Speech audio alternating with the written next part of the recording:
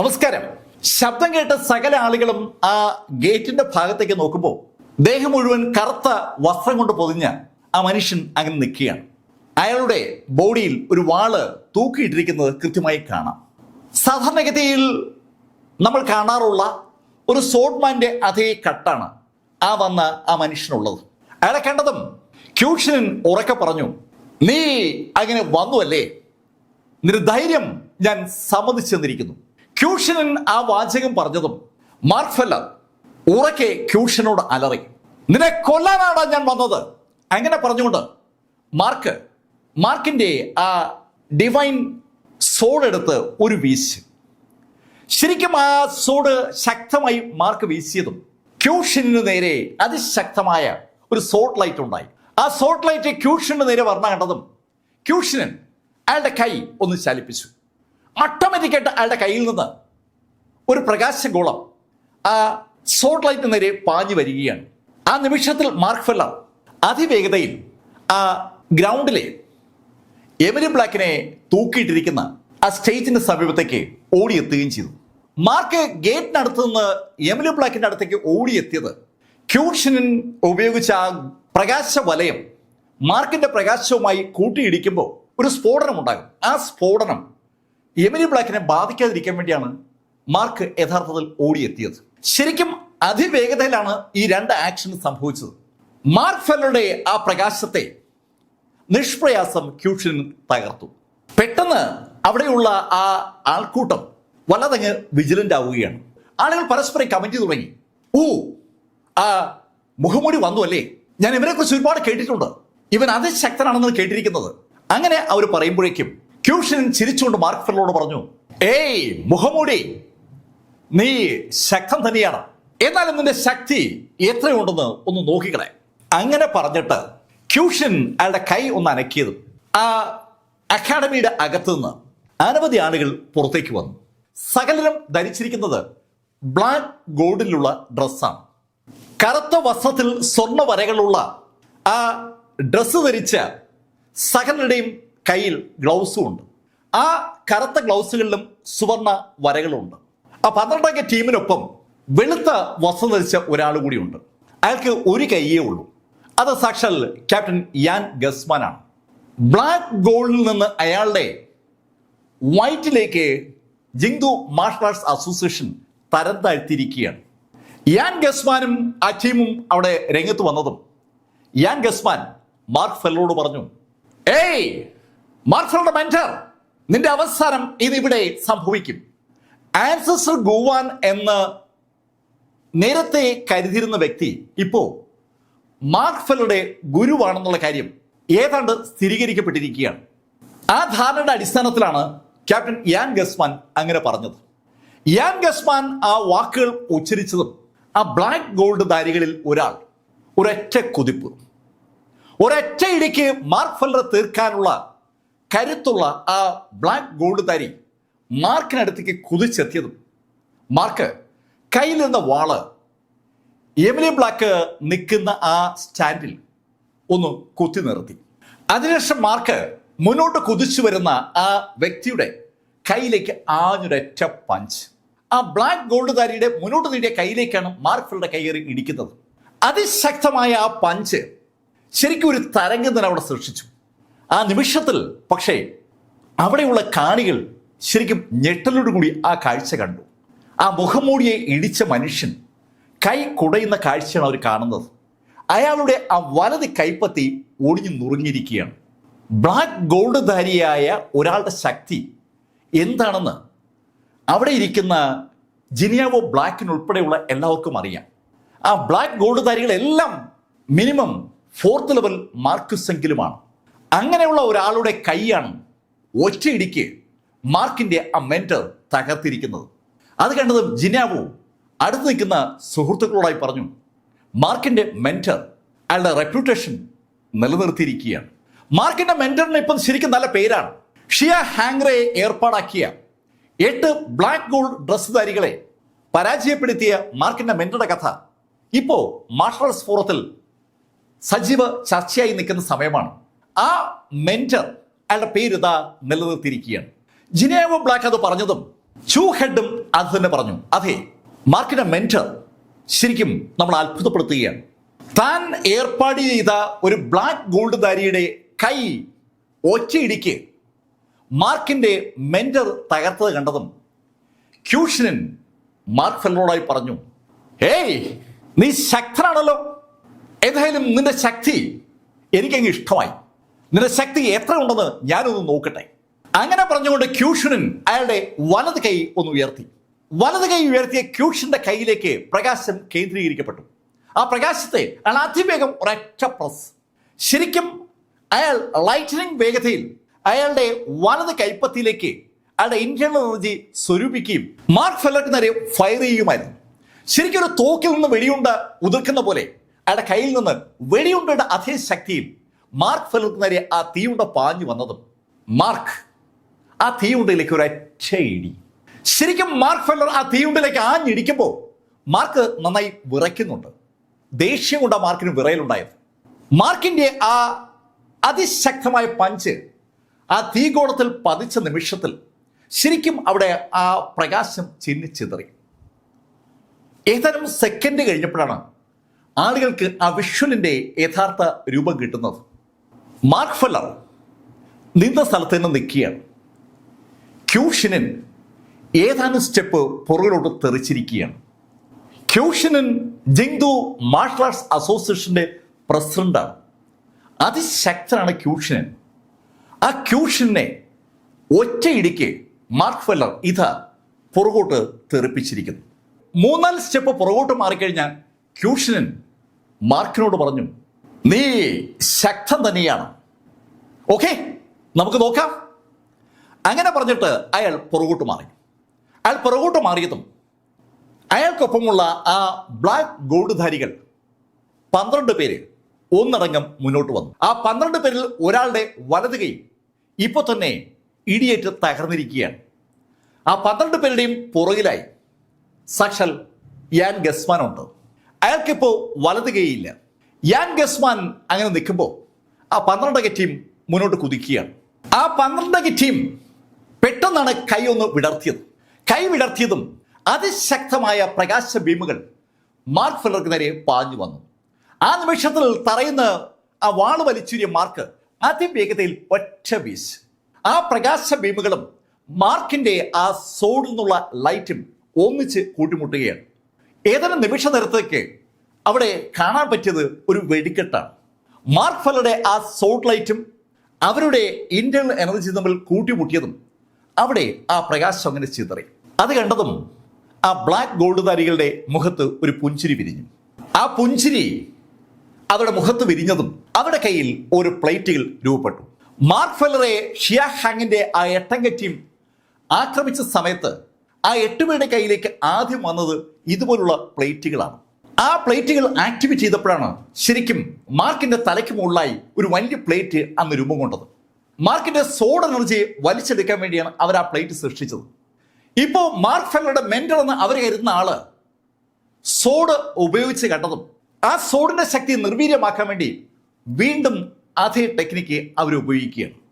അത് കണ്ടതും മാർക്ക് ആ വാള് എമിലിയെ തളച്ചിട്ടിരിക്കുന്ന ആ സ്റ്റേജിൽ കുത്തി നിർത്തിയിട്ട് മുന്നോട്ട് അതിവേഗതയിലൊന്ന് കുതിച്ചു. ആ 12-അംഗ ടീം സോഡ് ലൈറ്റിനെ തകർക്കാൻ വേണ്ടി ആ പ്ലേറ്റുകൾ ആക്ടിവേറ്റ് ചെയ്ത അതേ നിമിഷത്തിൽ shrinking earth by an inch എന്നുള്ള മാർക്കിന്റെ ആ മാന്ത്രിക സ്പെൽ ആക്ടിവേറ്റ് ചെയ്ത മാർക്ക് ഒരു ബ്ലാക്ക് ഗോൾഡ് വസ്ത്രധാരിയുടെ തൊട്ടടുത്തെത്തി.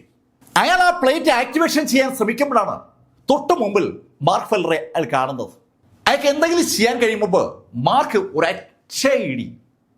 ആ ബ്ലാക്ക് ഗോൾഡ് ധാരിയുടെ പുറകിലുണ്ടായിരുന്ന മറ്റ് ബ്ലാക്ക് ഗോൾഡ് ധാരികളും യാവോമെങ് ഉൾപ്പെടെയുള്ള മുഴുവൻ അരിസ്റ്റോക്രാറ്റിക് കുടുംബാംഗങ്ങളും ചാടി എണീറ്റ് പോയ ഒരു സംഭവമാണ് ആ നിമിഷം ഉണ്ടായത്. മാർക്കിന്റെ അതിശക്തമായ പഞ്ചിൽ ആ ബ്ലാക്ക് ഗോൾഡ് വസ്തുധാരിയുടെ തല ശരിക്കും തകർന്നു പോവുകയായിരുന്നു. തല ചിതറിത്തെറിച്ചില്ലെങ്കിലും ഒറ്റയിടിക്ക് ആ തല പ്രവർത്തനരഹിതമായി എന്ന് പറയാം. അയാളുടെ മൂക്കും കണ്ണും ചെവിയും എല്ലാം കൂടി ഒറ്റയിടിക്ക് തകർന്നു പോയിരിക്കുകയാണ്. ഇടിയേറ്റ് ആ മനുഷ്യൻ താഴേക്ക് വീണു. താഴെ വീണ അയാൾക്ക് ജീവനില്ല എന്ന് ഒറ്റ നോട്ട് തന്നെ വ്യക്തമാണ്. ഒറ്റ ഇടിക്ക് ഒരു മാർക്കസ് ഫോർത്ത് ലെവലുകാരനെ കൊന്ന മാർക്കിന്റെ ആ മെന്ററുടെ ശക്തി അവിടെ ആ കാഴ്ച കണ്ടുകൊണ്ട് നിൽക്കുന്ന ആളുകളുടെ സങ്കല്പങ്ങൾക്കും അപ്പുറമാണ്. ജിന്യാവോ ആകെ ഞെട്ടിത്തെറിച്ച് നിൽക്കുകയാണ്. ജിന്യാവയ്ക്ക് ഇതുവരെ ഒരു പ്രതീക്ഷ ഉണ്ടായിരുന്നു. തനിക്ക് ആ ബ്ലാക്ക് ഗോൾഡുധാരിയെ നേരിടാൻ കഴിയുമെന്നുള്ള പ്രതീക്ഷയാണ് അയാൾക്കുണ്ടായിരുന്നത്. പക്ഷേ ഒരു മാർക്കസ് ഫോർത്ത് ലെവലുകാരനെ ഒറ്റ ഇടിക്ക് കൊല്ലാൻ ഇത് മാർക്കിന്റെ മെന്റർക്ക് കഴിഞ്ഞിരിക്കുകയാണ്. താൻ വിചാരിക്കുന്നതിനേക്കാൾ അയാൾ ഒരുപാട് ലെവലുകൾ മുകളിലാണ്. ആ ബോധം ജിന്യാവയുടെ മനസ്സിലേക്ക് വന്നതും ചൂഹെഡ് ഉറക്കെ പറഞ്ഞു, ഹു, എന്തൊരു ശക്തി! ഇവിടെ ഈ ന്യൂ സെലസ്റ്റിൽ നമുക്ക് ആർക്കും ഇത്ര ശക്തി ഇല്ല അല്ലേ? ചൂഹെഡ് ശരിക്കും നിർത്തിയാണ് ആ വാചകം പറഞ്ഞത്. ആ അരിസ്റ്റോക്രാറ്റിക് കുടുംബങ്ങളിലെ യങ്സ്റ്റേഴ്സിന് ആർക്കും തന്നെ ആ ശക്തി ഇല്ല എന്ന് വ്യക്തമാണ്. പെട്ടെന്ന് യുവാൻ ഷോ ചോദിച്ചു, മാർക്കിന്റെ പഞ്ചിനോട് ശരിക്കും നല്ല സാമ്യമുണ്ട് ആ പഞ്ചിന്. ഇനി ഈ മുഖംമൂടി മാർക്കാണോ? അത് കേട്ടതും ജിന്യാവു പറഞ്ഞു, യുവാൻ, താൻ എന്തോടായി പറയുന്നത്?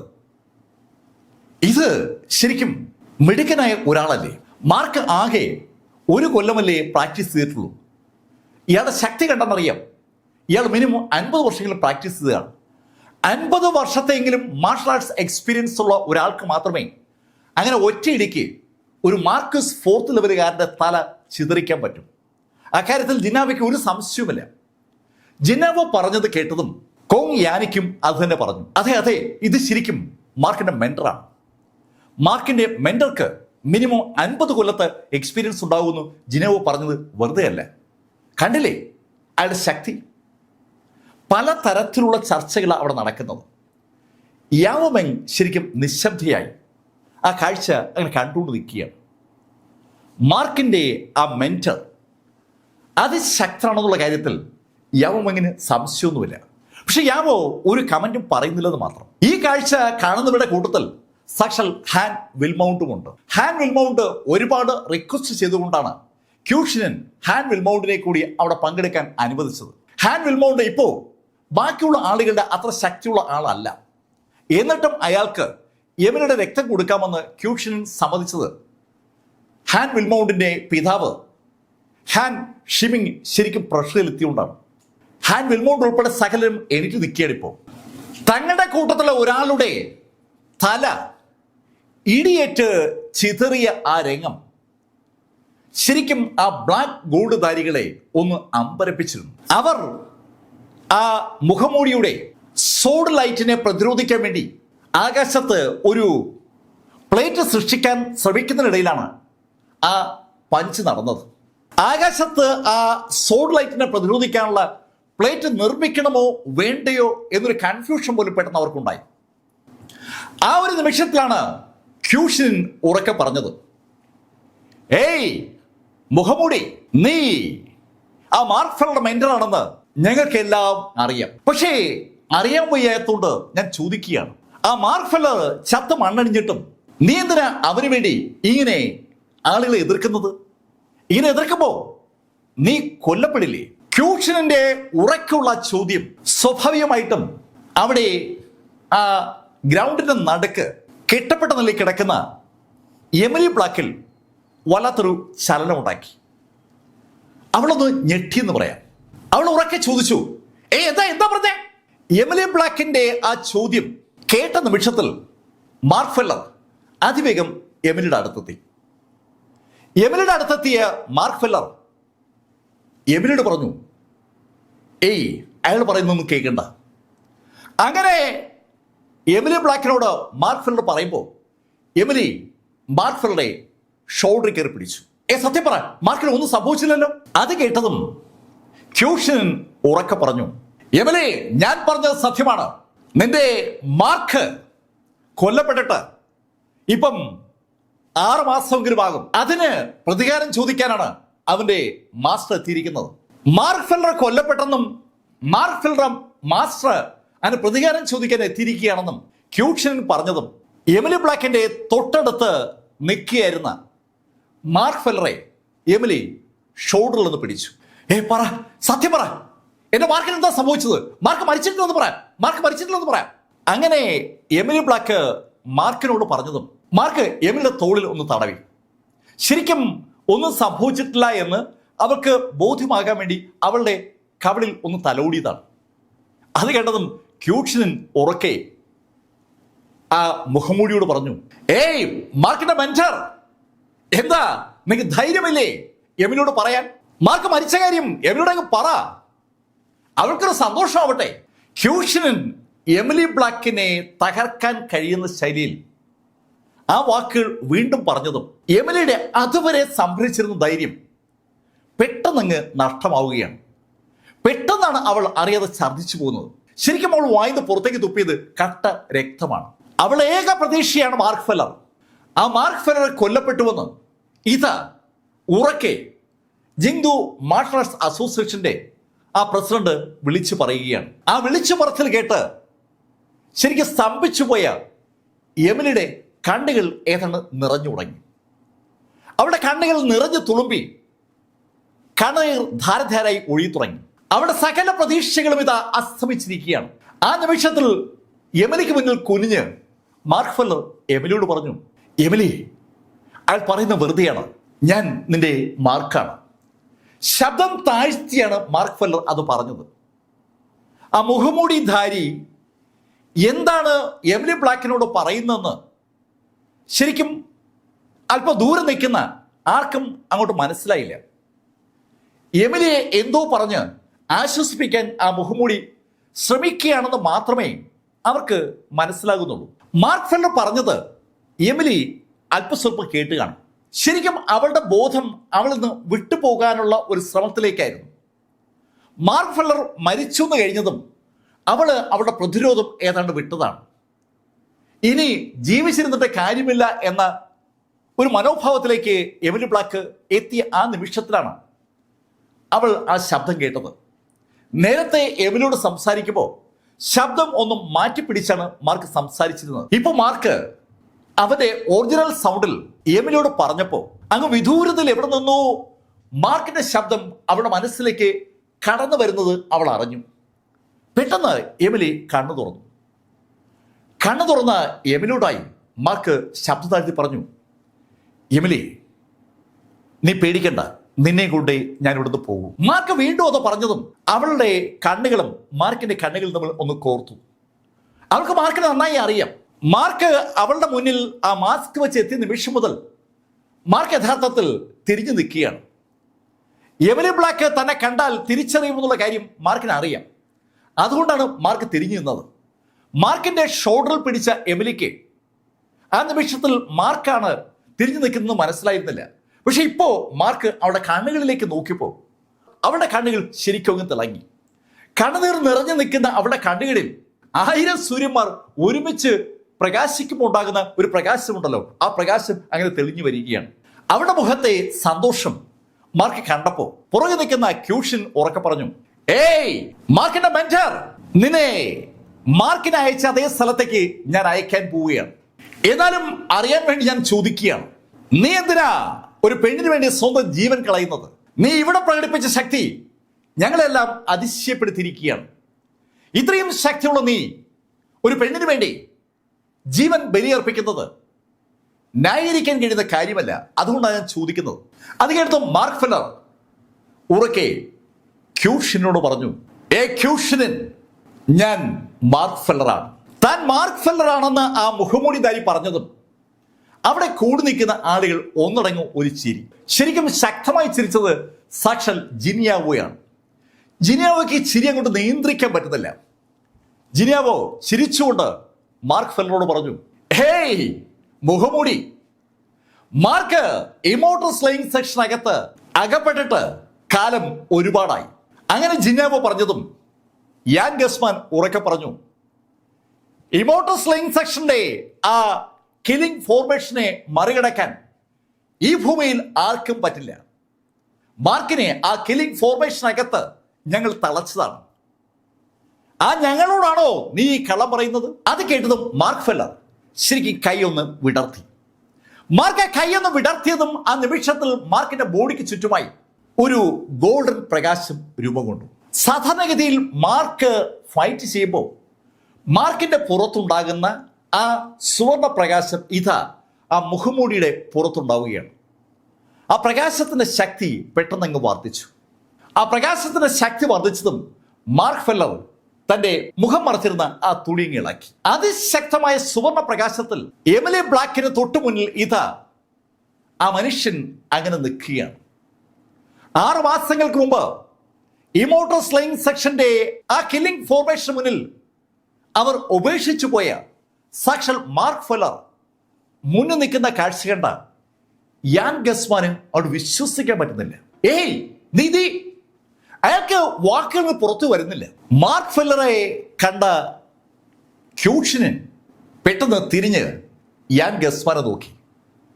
ഏയ് യാൻ, നീയല്ലേ പറഞ്ഞത് മാർക്കിനെ നീ കൊന്നുവെന്ന്? പ്രസിഡന്റ്, ഞാൻ പറഞ്ഞ വാസ്തവമാണ്. ഞാൻ അവനെ ആ ഇമോർട്ടൽ സ്ലിംഗ് സെക്ഷനകത്ത് കുടുക്കിയതാണ്. അവിടെ ഒരു കില്ലിംഗ് ഫോർമേഷൻ ഉണ്ടായിരുന്നു. ആ ഫോർമേഷൻ മറികടക്കാൻ ഭൂമിയിൽ ആർക്കും പറ്റത്തില്ല. ഏയ് ഗസ്മാൻ, എന്നിട്ടാണ് അവരുടെ മുന്നിൽ നിൽക്കുന്നത്. മുന്നിൽ നിൽക്കുന്നത് സാക്ഷാൽ മാർക്ക് ഫെല്ലർ ആണെന്നുള്ള കാര്യത്തിൽ ഇപ്പോ ക്യൂഷന് സംശയമൊന്നുമില്ല. അയാൾക്ക് ഗസ്മാനേക്കാളും ബോധമുണ്ട്. ഇപ്പോ ശരിക്കൊരു വിറയൽ ജിന്യാവോയ്ക്ക് അനുഭവപ്പെടുകയാണ്. മാർക്ക് ഫെല്ലറുടെ മെന്ററാണ് ആ ജിങ്ഡു മാർഷൽ അസോസിയേഷന് കഴിഞ്ഞ ദിവസങ്ങളിൽ പ്രശ്നങ്ങൾ ഉണ്ടാക്കിയതെന്നാണ് അവൻ ഇതുവരെയും ധരിച്ചത്. അത് മാർക്കിന്റെ മെന്റർ അല്ല, മാർക്ക് തന്നെയാണെന്നറിഞ്ഞ ആ നിമിഷം അവനിൽ വല്ലാത്തൊരു വിറയലുണ്ടാക്കുകയാണ്. സകലരും അമ്പരന്ന് നിന്നതും മാർക്ക് ഫെല്ലർ മുന്നോട്ട് കുതിച്ചതും ഒരേ നിമിഷത്തിലാണ്. Shrinking earth by an inch എന്നുള്ള മാർക്കിന്റെ ആ മാന്ത്രിക സ്പെൽ ആക്ടിവേറ്റ് ചെയ്ത മാർക്ക് നിമിഷ നേരം കൊണ്ടാണ് ഒരു ബ്ലാക്ക് ഗോൾഡ് ധാരിയുടെ അടുത്തെത്തിയത്. പെട്ടെന്ന് മാർക്ക് ഫെല്ലർ മുന്നിൽ കണ്ടതും ആ ബ്ലാക്ക് ഗോൾഡ് ധാരി അതിശക്തമായി മാർക്ക് നേരെ പഞ്ച് ചെയ്തു. അയാളുടെ കയ്യിൽ ആ സുവർണ വരകളുള്ള കറുത്ത ഗ്ലൗസ് ഉണ്ട്. ബ്ലാക്ക് ഗോൾഡ് കൊണ്ട് നിർമ്മിക്കപ്പെട്ടിരിക്കുന്ന ആ ഗ്ലൗസ് ഉപയോഗിച്ച് അയാളുടെ ഒരൊറ്റ പഞ്ച്, ശരിക്കും അയാളുടെ സർവ്വശക്തിയും ആ പഞ്ചിനകത്ത് അയാൾ കൊടുത്തിട്ടുണ്ട്. ആ പഞ്ചിലേക്ക് മാർക്ക് ഫെല്ലർ അതിശക്തമായ ഒരു ഒറ്റ ഇടി. 4th ലെവൽ മാർക്സിസ്റ്റുകാരനായ ആ ജിങ്ഡു മാർഷൽ ആർട്സ് അസോസിയേഷന്റെ ആ ബ്ലാക്ക് ഗോൾഡ് ധാരിയുടെ കൈയിലേക്ക് മാർക്കിന്റെ കൈ പതിച്ചതും ശരിക്കും ഒരു ഇലക്ട്രിക് കറണ്ട് ആ ബ്ലാക്ക് ഗോൾഡ് ധാരിയുടെ കൈക്കകത്തൂടെ കടന്ന് അയാളുടെ ബോഡിയിലേക്ക് ബാധിക്കുകയാണ്. അയാൾ അമ്പരപ്പോട് അയാൾ കൈയിലേക്ക് നോക്കുമ്പോൾ അയാൾക്ക് ആ കാഴ്ച കാണാം. അയാളുടെ ആ കറുത്ത നിറത്തുള്ള ഗ്ലൗസ് അണിഞ്ഞിരിക്കുന്ന കൈ തകർന്നു വീഴുന്ന കാഴ്ചയാണ് അയാൾ കാണുന്നത്. അയാളുടെ കൈ ശരിക്കും ഒടിഞ്ഞ് നുറുങ്ങുകയാണ്. ആ നുറുങ്ങലിന്റെ ശക്തി അയാളുടെ ബോഡിയിലേക്കും ബാധിച്ചിരിക്കുകയാണ്. അയാളുടെ ബോഡി യഥാർത്ഥത്തിൽ ബ്ലാക്ക് ഗോൾഡ് കൊണ്ട് നിർമ്മിച്ചിരിക്കുന്ന ഒരു കവചത്താൽ കവേർഡാണ്. ആ കവറിങ് ഇല്ലായിരുന്നുവെങ്കിൽ ആ ഇടിയിൽ അയാൾ കൊല്ലപ്പെട്ടനെ. അയാൾ ശരിക്കും ദൂരേക്ക് തെറിച്ചു. ദൂരേക്ക് തെറിക്കുമ്പോൾ അയാളുടെ വായിന്ന് രക്തം പുറത്തേക്ക് വരുന്നുണ്ട്. ആ ഇടി അയാളുടെ ഇന്റേണൽ ഓർഗൻസിനെ ശരിക്കും ക്ഷതപ്പെടുത്തിയെന്ന് ആ കാഴ്ച വിളിച്ചു പറയുകയാണ്. ബാക്കിയുള്ള ആളുകളുടെ ശ്വാസം നിലച്ചുപോയ ഒരു നിമിഷം. അവർക്ക് എന്താണ് സംഭവിക്കുന്നതെന്ന് മനസ്സിലാക്കും മുമ്പ് മാർക്ക് അടുത്ത ആളെ ടാർഗറ്റ് ചെയ്തു കഴിഞ്ഞു. മാർക്ക് ഇപ്പോൾ അബ്സല്യൂട്ട് ബിഗിനിങ് സൈക്കിൾ ഫിസ്റ്റ് ഉപയോഗിച്ച് ആക്ട് ചെയ്യുന്നത്. മാർക്കിനെ ഒന്നും നോക്കേണ്ട കാര്യമില്ല. മാർക്ക് തലങ്ങ വിലങ്ങും പഞ്ച് ചെയ്യാണ്. മാർക്കും ആ 12 ടീം തമ്മിലുള്ള ഫൈറ്റ് ശരിക്കും ആ ഗ്രൗണ്ടിനെ എടുത്തങ്ങ് മറിച്ചു എന്ന് പറയാം. അമ്പരപ്പിക്കുന്ന വേഗതയിൽ മാർക്ക് ഫെല്ലർ അവർക്കിടയിലേക്ക് പാഞ്ഞു കയറുകയാണ്. മാർക്കിന്റെ ആ ബോഡി സ്ട്രെങ്ത് അൺബിലീവബിൾ ആണ്. മാർക്കും ആ 12 ടീമും തമ്മിൽ ഇപ്പോ നേർക്കുനേർ ഏറ്റുമുട്ടുന്നത് അവരുടെ ഫിസിക്കൽ ബോഡി ഉപയോഗിച്ചാണ്. ഫിസിക്കൽ ബോഡി ഉപയോഗിച്ച് ഏറ്റുമുട്ടുന്ന മാർക്ക് ഫെല്ലറെ പരാജയപ്പെടുത്താൻ പറ്റില്ല എന്നുള്ള യാഥാർത്ഥ്യം ആ 12 ടീമിൽ പലരും അറിയുമ്പോഴേക്കും അവർ പകുതി പേരും താഴെ വീണ് കഴിഞ്ഞു. ഇടിയെന്ന് പറഞ്ഞാൽ കിൻഡൽ കണക്ക് വെയിറ്റുള്ള ഇടിയാണ് മാർക്ക് ഓരോരുത്തർക്കും കൊടുത്തത്. മാർക്കിന്റെ ബോഡിയിലും ഇടി കിട്ടുന്നുണ്ട്. ഈ കാഴ്ച അവിടെ ആ ഗ്രൗണ്ടിന് നടുക്ക് തളക്കപ്പെട്ടിരിക്കുന്ന എമിലി ബ്ലാക്കും കാണുന്നുണ്ട്. അവർക്ക് വിശ്വസിക്കാൻ പറ്റാത്ത ഒരു കാഴ്ചയാണ് നമ്മൾ കാണുന്നത്. അവിടെ മാർക്ക് ഫെല്ലർ ഇതാ ബ്ലാക്ക് ഗോൾഡ് ധാരികളെ ഒന്നായി ഇടിച്ച് തെറിപ്പിക്കുകയാണ്. മാർക്കിനെ കണ്ട നിമിഷത്തിൽ മാർക്കിനോട് എത്രയും പെട്ടെന്ന് നമ്മൾ രക്ഷപ്പെടാൻ അവൾ പറയാൻ ശ്രമിച്ചപ്പോഴാണ് മാർക്ക് ആ ബ്ലാക്ക് ഗോൾഡ് ധാരികളുടെ മുകളിലേക്ക് പാഞ്ഞു കയറിയത്. അവള് അമ്പരപ്പോടെയാണ് ആ കാഴ്ച കാണുന്നെങ്കിലും അവളുടെ മുഖത്ത് വല്ലാത്തൊരു പുഞ്ചിരിയുണ്ട്, കണ്ണുകൾ വല്ലാത്തൊരു പ്രതീക്ഷയുണ്ട്, കണ്ണുകളിൽ നല്ലൊരു തിളക്കമുണ്ട്. പക്ഷെ ഇതൊന്നുമല്ല ജിനിയാവോയുടെയും കൂടെയുള്ളവരുടെയും അവസ്ഥ. അവരാകെ ഞെട്ടിത്തരിച്ച് നിൽക്കുകയാണ്. ഫോർത്ത് ലെവൽ മാർക്സിസ്റ്റുകളായ ആ 12 അംഗ സേനയെ മാർക്ക് ഫെല്ലർ നേരിടുന്ന ആ കാഴ്ച അവർക്ക് വിശ്വസിക്കാനേ പറ്റാത്ത ഒന്നാണ്. അവരാരും ഫോർത്ത് ലെവലിൽ എത്തിയിട്ടില്ല. ഫോർത്ത് ലെവലിൽ എത്താത്ത അവർക്ക് ഇത്തരത്തിലൊരു കാഴ്ച സങ്കല്പിക്കാൻ പോലും ആവില്ല. ഒരു ഫോർത്ത് ലെവലുകാരന് ഈസി ആയിട്ട് അവരെല്ലാവരെയും തോൽപ്പിക്കാം. ഇവിടെ പക്ഷെ മാർക്ക് 1 ഡസൻ ഫോർത്ത് ലെവലുകാരെ നിഷ്പ്രയാസം തോൽപ്പിക്കുകയാണ്. യാൻ ഗസ്മാന്റെ നാവ് ഏതാണ്ട് ഇറങ്ങിയതുപോലെയാണ്. അയാൾ അതിവേഗം പിന്നോട്ട് മാറി. മാർക്ക് ഫെല്ലറുമായിട്ടുള്ള ഏറ്റുമുട്ടൽ ന്യൂസിലസിലെ ആ അരിസ്റ്റോക്രാറ്റിക് കുടുംബാംഗങ്ങൾ വലത്ത് അമ്പരപ്പോടെ കാണുമ്പോൾ യുവാൻ ഷോ യാവോ ബെങ്ങിനോട് പറഞ്ഞു, യാവോ, മാർക്ക് ഒരുപാട് വളർന്നിരിക്കുന്നു. ഇപ്പോ ഇവിടെ ഈ ന്യൂസിലസിലെ ഒരു യങ്സ്റ്ററും മാർക്കിനൊപ്പം ശക്തനല്ല, ശരിയല്ലേ? യാവോ ബെങ്ങിനോടാണ് ആ ചോദ്യം ചോദിക്കുന്നെങ്കിലും ആ ചോദ്യത്തിന്റെ ഊന്നൽ യഥാർത്ഥത്തിൽ ജിനിയാവോ ബ്ലാക്കാണ്. ജിങ്ദു മാർഷൽ ആർട്സ് അസോസിയേഷനുമായി ടൈപ്പുള്ള വ്യക്തിയാണ് സാക്ഷാൽ ജിനിയാവോ. ജിങ്ദു മാർഷൽ ആർട്സ് അസോസിയേഷന്റെ വൈസ് പ്രസിഡന്റ് ഷിയ ഹാങ് ആണ് ശരിക്കും ജിനിയാവോയുടെ മെന്റർ. ആ മെന്ററെ ശക്തിയിൽ ഓവർടേക്ക് ചെയ്ത് കഴിഞ്ഞ ജിനിയാവോ ന്യൂസിലസിലെ മുഴുവൻ അരിസ്റ്റോക്രാറ്റിക് കുടുംബങ്ങളുടെയും ചെറുപ്പക്കാരുടെ ഒരു നേതാവാണെന്ന് പറയാം. ആ ചെറുപ്പക്കാരിൽ ആരെക്കാളും ശക്തനാണ് ജിനിയാവോ. ആ ജിനിയാവോയേക്കാൾ ശക്തനാണ് മാർക്ക് എന്നറിയുമ്പോൾ അതെങ്ങനെ അഡ്മിറ്റ് ചെയ്യാനാവും? ജിനിയാവോ ഒരു അക്ഷരം പോലും മിണ്ടാതെ ആ ഫൈറ്റിലേക്ക് തന്നെ നോക്കി നിൽക്കുകയാണ്. ഇതേ അവസ്ഥ തന്നെയാണ് സാക്ഷാൽ പ്രസിഡന്റ് ക്യൂഷിനും. അയാളും നിശബ്ദനായി ആ കാഴ്ച അങ്ങനെ നോക്കി നിൽക്കുകയാണ്. മാർക്ക് ഫെല്ലർ എന്ന പ്രതിഭാസത്തെ അയാളും അങ്ങനെ നോക്കി നിൽക്കുമ്പോൾ മാർക്കിന്റെ ഇടിയേറ്റ് വീണ ആ ജിങ്ദു മാർഷൽ ആർട്സ് അസോസിയേഷനിലെ കൂട്ടുകാരെ ഒന്ന് നോക്കിയിട്ട് ബാലൻസ് ഉള്ള ആളുകൾ പെട്ടെന്ന് പുറകോട്ട് മാറി. അവർ മാർക്കിൽ നിന്ന് പരമാവധി പുറകോട്ട് ഒഴിഞ്ഞു മാറുകയാണ്. പുറകോട്ട് മാറിയ അവർ പെട്ടെന്ന് മുഖത്തോട് നോക്കുന്നത് മാർക്ക് ഫെല്ലർ കണ്ടു. മുഖത്തോട് നോക്കിയ ബാലൻസ് ഉള്ള ഏകദേശം 7 ആളുകൾ ഒരുമിച്ച് എന്തോ സ്പെല്ല് ആക്ടിവേറ്റ് ചെയ്യാനുള്ള ഒരു ശ്രമത്തിലാണ്. ജിങ്ദു മാർഷൽ ആർട്സ് അസോസിയേഷന്റെ ആ 7 ബ്ലാക്ക് ഗോൾഡ് ധാരികളും ഒന്നിച്ച് ഒരു മന്ത്രം ആക്ടിവേറ്റ് ചെയ്തതും അവർക്ക് ചുറ്റുമായി ഒരു പ്രകാശം ഉണ്ടായി. അവർക്ക് ഓരോരുത്തർക്ക് ചുറ്റും ഉണ്ടായ പ്രകാശം പെട്ടെന്ന് കൂടിക്കലർന്ന് അവരെ പൂർണ്ണമായും അങ്ങ് വിഴുങ്ങി. ആ 7 അംഗ ടീം ഒരു പ്രകാശത്തിന് അകത്താണ്. പെട്ടെന്നാണ് ആ പ്രകാശം ഒരു രൂപത്തിന്റെ ഭാവത്തിലേക്ക് അങ്ങ് മാറിയത്. കണ്ണഞ്ചിക്കുന്ന വേഗതയിൽ ആ പ്രകാശം ഒരു രൂപമായി അങ്ങ് മാറി. അത് കണ്ടതും ജിനിയാവോ ഉറക്കെ പറഞ്ഞു, ഏയ്, അത് ദ ഗ്രേറ്റ് ഡീമൺ ബീസ്റ്റ് ആണ്. ജിങ്ദു മാർഷൽ ആർട്സ് അസോസിയേഷന്റെ ലൈബ്രറിയിൽ പ്രവേശനമുള്ള വ്യക്തിയാണ് ജിനിയാവോ. ജിനിയാവോ അവിടുത്തെ ലൈബ്രറികളിൽ വായിച്ചിട്ടുള്ള ഒരു സ്പെല്ലാണ് ഇപ്പോൾ അയാളിതാ കാണുന്നത്. ഒരു മാന്ത്രിക വിദ്യ. ആ മാന്ത്രിക വിദ്യക്ക് വിളിക്കുക ദ ഗ്രേറ്റ് ഡീമൺ ബീസ്റ്റ് എന്നാണ്. ഒരു കൂറ്റൻ പ്രതിമയുടെ അത്രയും വലുപ്പത്തിൽ ഒരു ചെകുത്താന്റെ സ്വഭാവമുള്ള ഒരു രൂപം അവിടെ ഉണ്ടായിരിക്കുകയാണ്. ശരിക്കും ഒരു ചെകുത്താൻ അവിടെ സൃഷ്ടിക്കപ്പെട്ടിരിക്കുകയാണ്. ആ ചെകുത്താന് സാധാരണ മനുഷ്യനെ പോലെ കൈയും കാലും ഒക്കെ ഉണ്ട്. എനർജി കൊണ്ട് സൃഷ്ടിക്കപ്പെട്ടിരിക്കുന്ന ഒരു രൂപമാണ്. പക്ഷേ കൈയും കാലുമുണ്ട്. ആ എനർജി രൂപത്തിന്റെ പുറകിൽ ആ 7 ആളുകളാണുള്ളത്. ആ 7 ആളുകളുടെയും ഇന്റേണൽ എനർജിയെ ശരിക്കും ഒരു രൂപമായി അവിടെ കൺവേർട്ട് ചെയ്തിരിക്കുകയാണ്. ആ രൂപം ആ 7 പേരുടെയും മുന്നിലാണ്. ഇപ്പോ നമുക്ക് ആ 7 പേരെ കാണാൻ കഴിയില്ല. നമുക്ക് കാണാൻ കഴിയുക ആ രൂപത്തെ മാത്രമാണ്. ഏകദേശം 10 അടിയോളം പൊക്കമുള്ള ഒരു കൂറ്റൻ രൂപം. ആ രൂപം മാർക്ക് ഫെല്ലറെ ഒന്ന് നോക്കി. അത് കണ്ടതും മാർക്ക് മുന്നോട്ട് ഒരൊറ്റ കുതിപ്പ്. മാർക്ക് ആകെ വട്ടുപിടിച്ച് നിൽക്കുകയാണ്. അതുകൊണ്ടാണ് ആ ചെകുത്തന് നേരെ മാർക്ക് കുതിച്ചത്. മുന്നോട്ട് കുതിച്ച Mark absolute beginning fist activate ചെയ്ത് ഒരൊറ്റ ഇടി. മാർക്കിന്റെ കൈ ആ ചെകുത്താന് നേരെ പാഞ്ഞു വരുന്നതും ആ ചെകുത്താനും അതിന്റെ കൈ കൊണ്ട് മാർക്കിനെ തിരിച്ചു പഞ്ച് ചെയ്തു. സകലരും അതിന്റെ റിസൾട്ട് എന്താണെന്ന് അറിയാൻ വേണ്ടി അങ്ങനെ നോക്കുമ്പോൾ ആ ചെകുത്താന്റെ പഞ്ച് മാർക്കിന്റെ കൈ പതിച്ചതും മാർക്ക് അന്തരീക്ഷത്തിലൂടെ ഒന്ന് പറന്നു. മാർക്ക് ദൂരേക്ക് അങ്ങ് തെറിക്കുകയാണ്. മാർക്ക് തെറിച്ച് ദൂരെ വീണതും മാർക്ക് അറിയാതെ പറഞ്ഞു പോവുകയാണ്, ഡീമൺ ബേസ്റ്റ് കൊള്ളാം. ഡീമൺ ബേസ്റ്റ് അതിശക്തമാണെന്ന കാര്യത്തിൽ തെറിച്ചു വീണ മാർക്കിന് സംശയമൊന്നുമില്ല. മാർക്ക് അവിടുന്ന് എണീക്കാൻ ശ്രമിക്കുമ്പോഴേക്കും ഡീമൺ ബീസ്റ്റ് മാർക്കിനെ തൊട്ട് അടുത്ത് എത്തിക്കഴിഞ്ഞു. അതിൻ്റെ കാൽവെപ്പുകൾ വളരെ വേഗത്തിലാണ്. ഒരുപാട് ദൂരം ഒറ്റ കാൽവെപ്പിൽ കവർ ചെയ്യാൻ ആ ഡീമൺ ബീസ്റ്റിന് പറ്റും. 3-4 സ്റ്റെപ്പ് കൊണ്ട് അത് തെറിച്ചു വീണ മാർക്കിന്റെ അടുത്ത് എത്തുകയായിരുന്നു. ആ ഡീമൺ ബീസ്റ്റ് ചാടി എണീറ്റ മാർക്കിനെ വീണ്ടും പഞ്ച് ചെയ്തു. മാർക്കും തിരിച്ചു പഞ്ച് ചെയ്യണം. ഏതാനും സെക്കൻഡ് കഴിഞ്ഞതും മാർക്ക് ഫെല്ലർ അത് ദയനീയമായി പരാജയപ്പെടുന്ന ഒരു സ്റ്റേജിലേക്കായി. മാർക്ക് ഫെല്ലറെ ആ രൂപം പഞ്ച് ചെയ്തുകൊണ്ടേയിരിക്കുകയാണ്.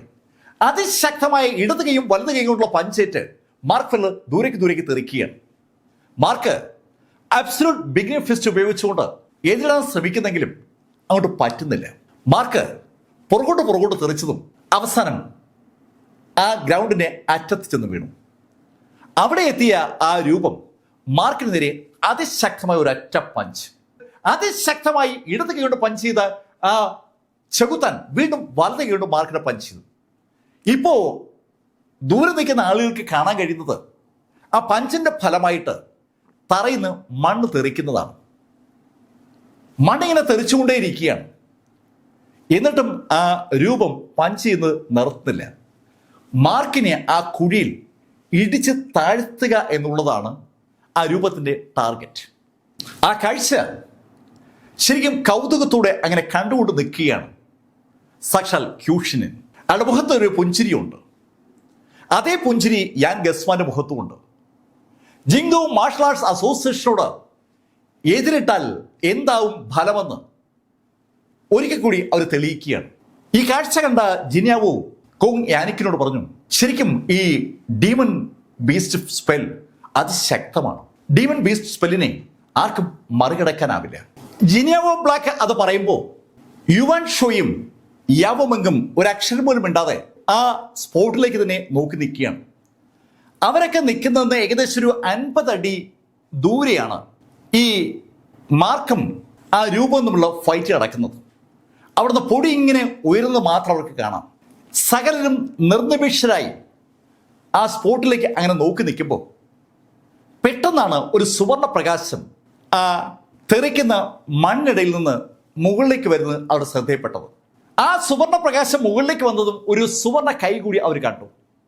ആ കൈ മുകളിലേക്ക് വന്നതും താഴേക്ക് പഞ്ച് ചെയ്തുകൊണ്ടിരിക്കുന്ന ആ കൂറ്റൻ ചെകുത്താന്റെ കൈ കയറി ഇടിക്കുകയാണ്. ഇടിയേറ്റ ആ കൂറ്റൻ ചെകുത്താൻ ഒത്തിരി പുറകോട്ട് മാറി.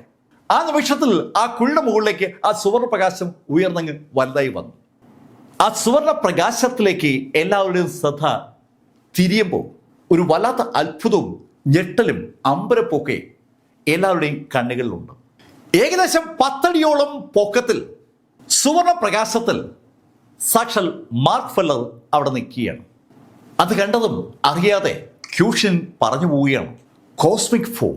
കോസ്മിക് ഫോമിനെ കുറിച്ച് നേരത്തെ ഷിയ ഹാങ് ക്യൂഷനോട് പറഞ്ഞിട്ടുണ്ട്. മാർക്ക് ഫെല്ലർക്ക് കോസ്മിക് ഫോം ആക്ടിവേറ്റ് ചെയ്യാനുള്ള കപ്പാസിറ്റി ഉണ്ടെന്ന് അന്ന് ഷിയ ഹാങ് പറഞ്ഞപ്പോൾ പ്രസിഡന്റ് ക്യൂഷനൻ അന്നത് വിശ്വസിച്ചിരുന്നില്ല. ഇപ്പൊ ഇതാ അയാൾ അത് നേരിൽ കാണുകയാണ്. പൈറോയുടെ ചരിത്രത്തിൽ ഇതിനു മുമ്പ് ഒരാൾ മാത്രമാണ് കോസ്മിക് ഫോം അവതരിപ്പിച്ചിട്ടുള്ളത്. അയാളെ ജിങ്ഡു മാർഷൽ ആർട്സ് അസോസിയേഷൻ ഇപ്പോഴും ഭയത്തോടെ മാത്രമാണ് കാണുന്നത്. ആ വ്യക്തിക്ക് ശേഷം ഇതാ മറ്റൊരാൾ കൂടി അതേ കോസ്മിക് ഫോം അവതരിപ്പിക്കുകയാണ്. എന്ത് എന്ന് അറിയാൻ കഴിയാത്ത ഒരുപാട് ചിന്തകൾ ആ നിമിഷത്തിൽ ക്യൂഷന്റെ മനസ്സിലേക്ക് കടന്നു വന്നു. അയാൾ അമ്പരപ്പോടെ മാർക്ക് ഫെല്ലറുടെ ആ രൂപത്തിലേക്ക് നോക്കുമ്പോൾ മാർക്ക് ഫെല്ലർ മുന്നോട്ട് കുതിക്കുകയും ആ മുന്നിലുള്ള ആ ചെകുത്താൻ ബീസ്റ്റിനെ ആഞ്ഞ് ഇടിക്കുകയും ചെയ്യുകയാണ്. മാർക്കിന്റെ ഇടിയേറ്റ് ആ ചെകുത്താൻ ബീസ്റ്റ് പുറകോട്ട് മാറുകയാണ്. മാർക്ക് നിർത്തുന്നേയില്ല. മാർക്ക് ആ ചെകുത്താൻ ബീസ്റ്റ് ഇടിച്ചുകൊണ്ടേയിരിക്കുകയാണ്. അതിശക്തമായ പഞ്ചുകൾ കൊണ്ട് മാർക്ക് ഫെല്ലർ ആ ചെകുത്താൻ ബീസ്റ്റിനെ ആഞ്ഞിടിക്കുമ്പോൾ ചെകുത്താൻ ബീസ്റ്റ് തടയാൻ ശ്രമിക്കുന്നുണ്ട്. പക്ഷെ പറ്റുന്നില്ല. അത് പുറകോട്ട് മാറുകയാണ്. ഇടി അതിൻ്റെ നെഞ്ചത്തും കവിളത്തും കണ്ണിലും മുഖത്തും എന്നുള്ള സകല സ്ഥലത്തും പതിക്കുകയാണ്. ഓരോ തവണ ഇടി വീഴുമ്പോഴും അത് പുറകോട്ട് മാറിക്കൊണ്ടിരിക്കുകയാണ്. ഇടിയേറ്റ് ആ ചെകുത്താൻ ബീസ്റ്റ് ഏകദേശം ഒരു പരുവമായി. ഈ സമയത്ത് മാർക്ക് ഫെല്ലർ ആ ചെകുത്താൻ ബീസ്റ്റിന്റെ നെഞ്ചിൽ അതിശക്തമായി ഇടിച്ചു. ഇടിയേറ്റ് ആ ചെകുത്താൻ ബീസ്റ്റ് ഒന്ന് ചരിഞ്ഞതും മാർക്ക് ആ ചെകുത്താൻ ബീസ്റ്റിന്റെ കവിളിൽ ഒരൊറ്റ ഇടി. തുരുതുര മാർക്കിന്റെ ഇടികൾ ആ ചെകുത്താൻ ബീസ്റ്റിന്റെ പുറത്ത് പതിഞ്ഞതും ആ ചെകുത്താൻ താഴേക്ക് ഒന്ന് ചരിഞ്ഞു തുടങ്ങി. ആ നിമിഷത്തിലാണ് മാർക്കിന്റെ കൈ അതിൻ്റെ മൂക്ക് ലക്ഷ്യമായി പതിക്കുന്നത്. ശരിക്കും ഊർജ്ജം കൊണ്ട് ഉണ്ടാക്കപ്പെട്ടിരിക്കുന്ന ആ ചെകുത്താൻ ബീസ്റ്റിന്റെ മൂക്ക് ലക്ഷ്യമാക്കി മാർക്കിന്റെ ഇടി പതിച്ചതും ഈ രൂപം ക്രിയേറ്റ് ചെയ്തിരിക്കുന്ന ആ 7 അംഗ ടീം ഒന്നിച്ച് രക്തം ചതിച്ചു പോവുകയാണ്. ശരിക്കും അവരുടെ ഇന്റേണൽ എനർജിയാണ് അവിടെ ആ രൂപമായി അങ്ങനെ കാണുന്നത്. എന്ന് പറഞ്ഞാൽ മാർക്ക് ഫെല്ലറുടെ കൈ ആ രൂപത്തിൽ പതിക്കുമ്പോൾ അതിന് ആഘാതം ഏൽക്കുന്നത് ആ 7 അംഗ ടീമിനാണ്. മാർക്കിന്റെ അതിശക്തമായ ഇടിയിൽ മാർക്കിന്റെ രൂപം തകർന്ന ആ നിമിഷത്തിൽ മാർക്കിന്റെ ഒരൊറ്റ ഇടി, മാർക്കിന്റെ ഇടത് കൈയിലുള്ള നെക്സ്റ്റ് പഞ്ച് ആ രൂപത്തിന്റെ ചെവി ലക്ഷ്യമാക്കിയാണ് വന്നത്. ഇടിയേറ്റ് ആ രൂപത്തിന്റെ തല തകർന്നു. ശരിക്കും തലയുടെ രൂപത്തിൽ ക്രിയേറ്റ് ചെയ്യപ്പെട്ടിരിക്കുന്ന ആ ഊർജ്ജമാണ് തകരുന്നത്. ആ ഊർജ്ജം തകർന്ന് തരിപ്പണമാകുമ്പോൾ ശരിക്കും ഒരു തല ചിതറുന്ന പോലെ നമുക്ക് കാണാം. ആ തല ചിതറിയതും ആ രൂപം താഴേക്ക് വീണു. ആ നിമിഷത്തിൽ ഒത്തിരി അടി പുറകിലേക്ക് ആ 7 അംഗ ടീം പിൻവലിക്കപ്പെട്ടു. ശരിക്കും അവർ ഓടി മാറിയെന്ന് പറയാം. അവിടെയെല്ലാം ദേഹത്തൂടി രക്തം ഒലിക്കുന്നുണ്ട്, വായ്ക്കുടി രക്തം പുറത്തേക്ക് വരികയാണ്. ശരിക്കും മരണത്തിൽ നിന്ന് അവർ കഷ്ടിച്ച് രക്ഷപ്പെട്ട ഒരു പ്രതീതിയാണ് ഇപ്പൊ അവരെ കാണുമ്പോൾ ഉള്ളത്. 12 അംഗങ്ങൾ അടങ്ങിയ ബ്ലാക്ക് ഗോൾഡ് ധാരികളിൽ 5 പേർ പരിക്കേറ്റ് താഴെ കിടക്കുകയാണ്. ബാക്കിയുള്ള 7 പേര് ഒന്നിച്ചു ചേർന്നാണ് മാർക്ക് ഫെല്ലറെ നേരിട്ടത്. ആ 7 പേർക്കും ഗുരുതരമായി പരിക്ക് ഏറ്റുകഴിഞ്ഞു. ആ യാഥാർത്ഥ്യം അവിടെ കൂടി നിൽക്കുന്ന എല്ലാവർക്കും അറിയാം. വിശ്വസിക്കാൻ കഴിയാത്ത ഒരു കാഴ്ചയ്ക്ക് ജിൻയാവോയും കോങ് യാനിക്കും വിധേയരായിരിക്കുകയാണ്. ജിൻയാനിക് ആ യാഥാർത്ഥ്യം മനസ്സിലാക്കുകയാണ്. മാർക്ക് ഫെല്ലർ അവനേക്കാൾ ഒരുപാട് മുകളിലെത്തിയിരിക്കുന്നു. യാവോ മെങ്ങിനോടായി ചൂ ഹെഡ് പറഞ്ഞു, യാവോ, മാർക്ക് നമ്മളെല്ലാവരെയും തോൽപ്പിച്ചിരിക്കുന്നു. ശരിക്കും ഒരു ലോവർ ലെവൽ കക്ഷിയാണ് ഈ മാർക്ക് ഫെല്ലർ. അവരെല്ലാവരും അപ്പർ ലെവലുകാരാണ്. ലോവർ ലെവലിലുള്ള മാർക്കിന് പ്രാക്ടീസ് ചെയ്യാൻ ലഭിക്കുന്ന സാധനങ്ങൾ വളരെ ലോ ലെവലുള്ളതാണ്. നല്ല റിസോഴ്സസ് വളരെ അപൂർവമായിട്ട് ലോ ലെവലുകാർക്ക് കിട്ടും. അപ്പർ ലെവലിലുള്ള ആൾക്കാർക്ക് അതല്ല അവസ്ഥ. ഇഷ്ടംപോലെ റിസോഴ്സസ് അവർക്കുണ്ട്. അവരുടെ കയ്യിൽ എല്ലാം ഉണ്ട്. കൾട്ടിവേഷൻ ടെക്നിക്കുകൾ, മരുന്നുകൾ, ശരിക്കും ബോഡി ബിൽഡ് ചെയ്യാൻ കഴിയുന്ന അനവധി വ്യത്യസ്ത ആഹാര സാധനങ്ങൾ, സഹായിക്കാൻ ഡോക്ടേഴ്സിൻ്റെ വിങ്, പരിശീലിപ്പിക്കാൻ ആളുകൾ, പരിശീലന കേന്ദ്രങ്ങൾ, ക്വാളിറ്റിയുള്ള മത്സരാർത്ഥികൾ, ഇതെല്ലാം അപ്പർ ലെവലുകാർക്ക് മാത്രം സ്വന്തമായ കാര്യമാണ്. മാർക്ക് അതുകൊണ്ട് തന്നെ ഇപ്പോൾ എത്തിയിരിക്കുന്ന ആ സ്റ്റേജ് ശരിക്കും അമ്പരപ്പിക്കുന്നതാണ്. ഈ പറഞ്ഞ ഒരു സാഹചര്യവും ഇല്ലാത്ത ഒരാളാണ് മാർക്ക് ഫെല്ലർ. എന്നിട്ടും മാർക്ക് അവരെയൊക്കെ തോൽപ്പിച്ച് ഇതാ ഈ സ്റ്റേജിൽ എത്തിയിരിക്കുന്നു. പലതരത്തിലുള്ള ചിന്തകൾ ആളുകളുടെ മനസ്സിലേക്ക് കടന്നു വരുമ്പോൾ മാർക്ക് ഫെല്ലർ ക്യൂഷിനെ നോക്കിയതും ക്യൂഷിനൻ മാർക്കിനോട് പറഞ്ഞു, ഏയ് മാർക്ക്, നീ ശക്തൻ തന്നെയാണ്. പക്ഷെ മാർക്ക്, എന്നാലും നീ ഇന്ന് അവസാനിക്കും. അത് കേട്ടതും ക്യൂഷിനോടായി മാർക്ക് പറഞ്ഞു, ക്യൂഷിനൻ, നീയാണെന്ന് അവസാനിക്കുന്നത്. അങ്ങനെ പറഞ്ഞുകൊണ്ട് മാർക്ക് ഫെല്ലർ മുന്നോട്ട് കുതിക്കാൻ പോയതും ക്യൂഷിൻ അയാളുടെ വലത് കൈ ഒന്ന് ഉയർത്തി. അയാളുടെ വലത് കൈ ഒന്ന് ഉയർന്നതും അയാളുടെ വലത് കൈയിലേക്ക് ഒരു റൂളർ വന്നു. നമ്മൾ വരയ്ക്കാനൊക്കെ ഉപയോഗിക്കുന്ന ഏകദേശം 2 അടി നീളമുള്ള ഒരു ചെറിയ തടിക്കഷ്ണമാണ് അയാളുടെ കയ്യിലേക്ക് വന്നത്. നന്നായി മിനുസപ്പെടുത്തിയ ആ തടിക്കഷ്ണം അയാളുടെ കയ്യിലേക്ക് വന്നതും അയാൾ ആ റൂളർ മാർക്കിന് നേരെ പിടിച്ചു. അയാൾ ആ റൂളർ മാർക്കിന് നേരെ പിടിക്കുന്ന സമയത്ത് അതൊന്നും നോക്കാതെ മാർക്ക് മുന്നോട്ട് കുതിക്കുകയാണ്. മാർക്കിനെ ക്യൂഷിനെ കൊല്ലാനുള്ള സകല ദേഷ്യമുണ്ട്. മുന്നോട്ട് കുതിച്ച മാർക്കിന് നേരെ പെട്ടെന്ന് അയാൾ ആ റൂളർ ഒന്ന് അനക്കിയതും ആ റൂളറിൽ നിന്ന് അതിശക്തമായ ഒരു പ്രകാശം മാർക്കിന്റെ മേൽ പതിച്ചു. മുന്നോട്ട് കുതിച്ചുവരായിരുന്ന മാർക്കിന്റെ പുറത്താണ് ആ പ്രകാശം ഒന്ന് ഇടിച്ചത്. ആ പ്രകാശം മാർക്കിന്റെ പുറത്തിടിച്ചതും മാർക്ക് പന്ത് തെറിക്കും പോലെ തെറിച്ച് ഒത്തിരി ദൂരോട്ട് പോയി വീണു. ഈ കാഴ്ച കണ്ടതും ജെങ്ഡു മാർഷൽ ആർട്സ് അസോസിയേഷനിലെ ആ യങ്സ്റ്റേഴ്സ് ഒന്നിച്ച് പറഞ്ഞു പോവുകയാണ്, അയ്യോ, മാർഷൽ സൈന്റ് വെപ്പൺ. മാർക്യൂസുകളൊക്കെ പരാജയപ്പെട്ടതും ജെങ്ഡു മാർഷൽ ആർട്സ് അസോസിയേഷന്റെ പ്രസിഡന്റായ ക്യൂഷിനൻ പുറത്തെടുത്തത് ഒരു മാർഷൽ സെയിന്റ് വെപ്പണാണ്. ആ വെപ്പൺ ഉപയോഗിച്ചാണ് മാർക്ക് ഫെല്ലറെ ഇപ്പൊ ഇതാ ക്യൂഷിൻ നേരിട്ടത്. തെറിച്ചു വീണ മാർക്ക് ആ സമയത്തും കോസ്മിക് ഫോമിലാണ്. കോസ്മിക് ഫോമിലായിരുന്നിട്ട് പോലും മാർക്ക് ഫെല്ലർ തെറിച്ചു വീണിരിക്കുകയാണ്. മാർക്ക് അറിയാതെ പറഞ്ഞു പോവുകയാണ്, മാർഷൽ സെയിന്റ് വെപ്പൺ ശരിക്കും ശക്തമാണ്. തെറിച്ചു വീണ മാർക്ക് ഫെല്ലർ പെട്ടെന്ന് അയാളുടെ ഡിവൈൻ ഡ്രാഗൺ പവർ ആക്ടിവേറ്റ് ചെയ്തു. ശരിക്കും ഡിവൈൻ ഡ്രാഗൺ പവർ ആക്ടിവേറ്റ് ചെയ്ത മാർക്ക് ഫെല്ലർ ഉടൻ തന്നെ അയാളുടെ തലയ്ക്ക് മുകളിലേക്ക് ആ വെനറബിൾ ഫിഫ്ത്ത് മൗണ്ടൻ വിളിച്ചു വരുത്തി. മാർക്ക് ഫുൾ പ്രൊട്ടക്ഷനിലേക്ക് വരികയാണ്. മാർക്കിന്റെ കയ്യിലുള്ള സകല സംവിധാനങ്ങളെയും എടുത്ത് മാർക്ക് ഉപയോഗിക്കുകയാണ്. മാർക്ക് അതിനുശേഷം മുന്നോട്ട് കുതിച്ചതും തൻ്റെ കയ്യിലുള്ള ആ മാന്ത്രിക വടി ഉപയോഗിച്ച് ക്യൂഷൻ ഒരിക്കൽ കൂടി കയ്യെ നനയ്ക്കി. ഇപ്പോൾ ഒരു ബീമിന് പകരം അനവധി ബീമുകളാണ് മാർക്ക് ഫെല്ലർക്ക് നേരെ പാഞ്ഞു വന്നത്. മാർക്കിന്റെ കോസ്മിക് ഫോം ഏതാണ്ട് പൂർണ്ണമായും നഷ്ടമായിരിക്കുകയാണ്. ആ സമയത്താണ് ആ റൂളർ നിന്നുള്ള പ്രകാശ ബീമുകൾ മാർക്കിന്റെ പുറത്ത് പതിച്ചത്. മാർക്കിന്റെ പുറത്ത് ആ ബീം പതിക്കുമ്പോൾ സ്വാഭാവികമായിട്ടും ആ ബീമിനെ എതിർക്കുന്നത് ആ വെനറബിൾ ഫിഫ്ത്ത് മൗണ്ടൻ ആണ്. വെനറബിൾ ഫിഫ്ത്ത് മൗണ്ടൻ ആ മാർഷൽ സെയിന്റ് വെപ്പണുമായി ഏറ്റുമുട്ടിയ ആ നിമിഷത്തിൽ മാർക്ക് അമ്പരപ്പോടെ ആ കാഴ്ച കണ്ടു. വെനറബിൾ ഫിഫ്ത്ത് മൗണ്ടൻ ശരിക്കും തെറിച്ചുപോയി. വെനറബിൾ ഫിഫ്ത്ത് മൗണ്ടൻ ആദ്യമായിട്ടാണ് ഒരു അറ്റാക്കിൽ പിടിച്ചു നിൽക്കാനാവാതെ തെറിക്കുന്നത് മാർക്ക് കാണുന്നത്. വെനറബിൾ ഫിഫ്ത്ത് മൗണ്ടൻ പരാജയപ്പെട്ടിരിക്കുന്നു എന്നുള്ള യാഥാർത്ഥ്യം മാർക്ക് ഞെട്ടലോടുകൂടിയാണ് മനസ്സിലാക്കുന്നത്. മാർക്കിന്റെ കയ്യിലുള്ള എല്ലാ സാമഗ്രികളും മാർക്കെടുത്ത് ഉപയോഗിച്ചിരിക്കുകയാണ്. മാർക്ക് പെട്ടെന്ന് തിരിഞ്ഞ് എമിലിയുടെ അടുത്തേക്ക് ഓടിയെത്തിയ മാർക്ക് ഫെല്ലർ അവിടെ കുത്തി നിർത്തിയിരിക്കുന്ന ആ വാള് വലിച്ചൂരി എമിലിയെ കെട്ടിയിരിക്കുന്ന ആ പൈപ്പുകൾ ആഞ്ഞു വെട്ടാൻ തുടങ്ങി. മാർക്ക് ആ വാളിലേക്ക് ശരിക്കും ഇന്റേണൽ എനർജി ചാർജ് ചെയ്ത് ആ ഇന്റേണൽ എനർജി ഉപയോഗിച്ചാണ് ആ ട്യൂബിൽ ആഞ്ഞു വെട്ടിയത്. ആ ട്യൂബിൽ ആഞ്ഞു വെട്ടിയ മാർക്ക് ശരിക്കും ഞെട്ടിപ്പോവുകയാണ്. ട്യൂബിന് ഒന്നും സംഭവിച്ചില്ല. ഈ കാഴ്ച ദൂരെ നിൽക്കുന്ന ക്യൂഷൻ കൃത്യമായി കണ്ടു. ഏയ് മാർക്ക്, നീ എത്ര ശക്തിയിൽ വെട്ടിയാലും അത് ജിങ്ദു മാർഷൽ അസോസിയേഷന്റെ ബ്ലാക്ക് ഗോൾഡ് കൊണ്ട് നിർമ്മിച്ച ട്യൂബുകളാണ്. അതങ്ങനെ അങ്ങ് പൊട്ടില്ല.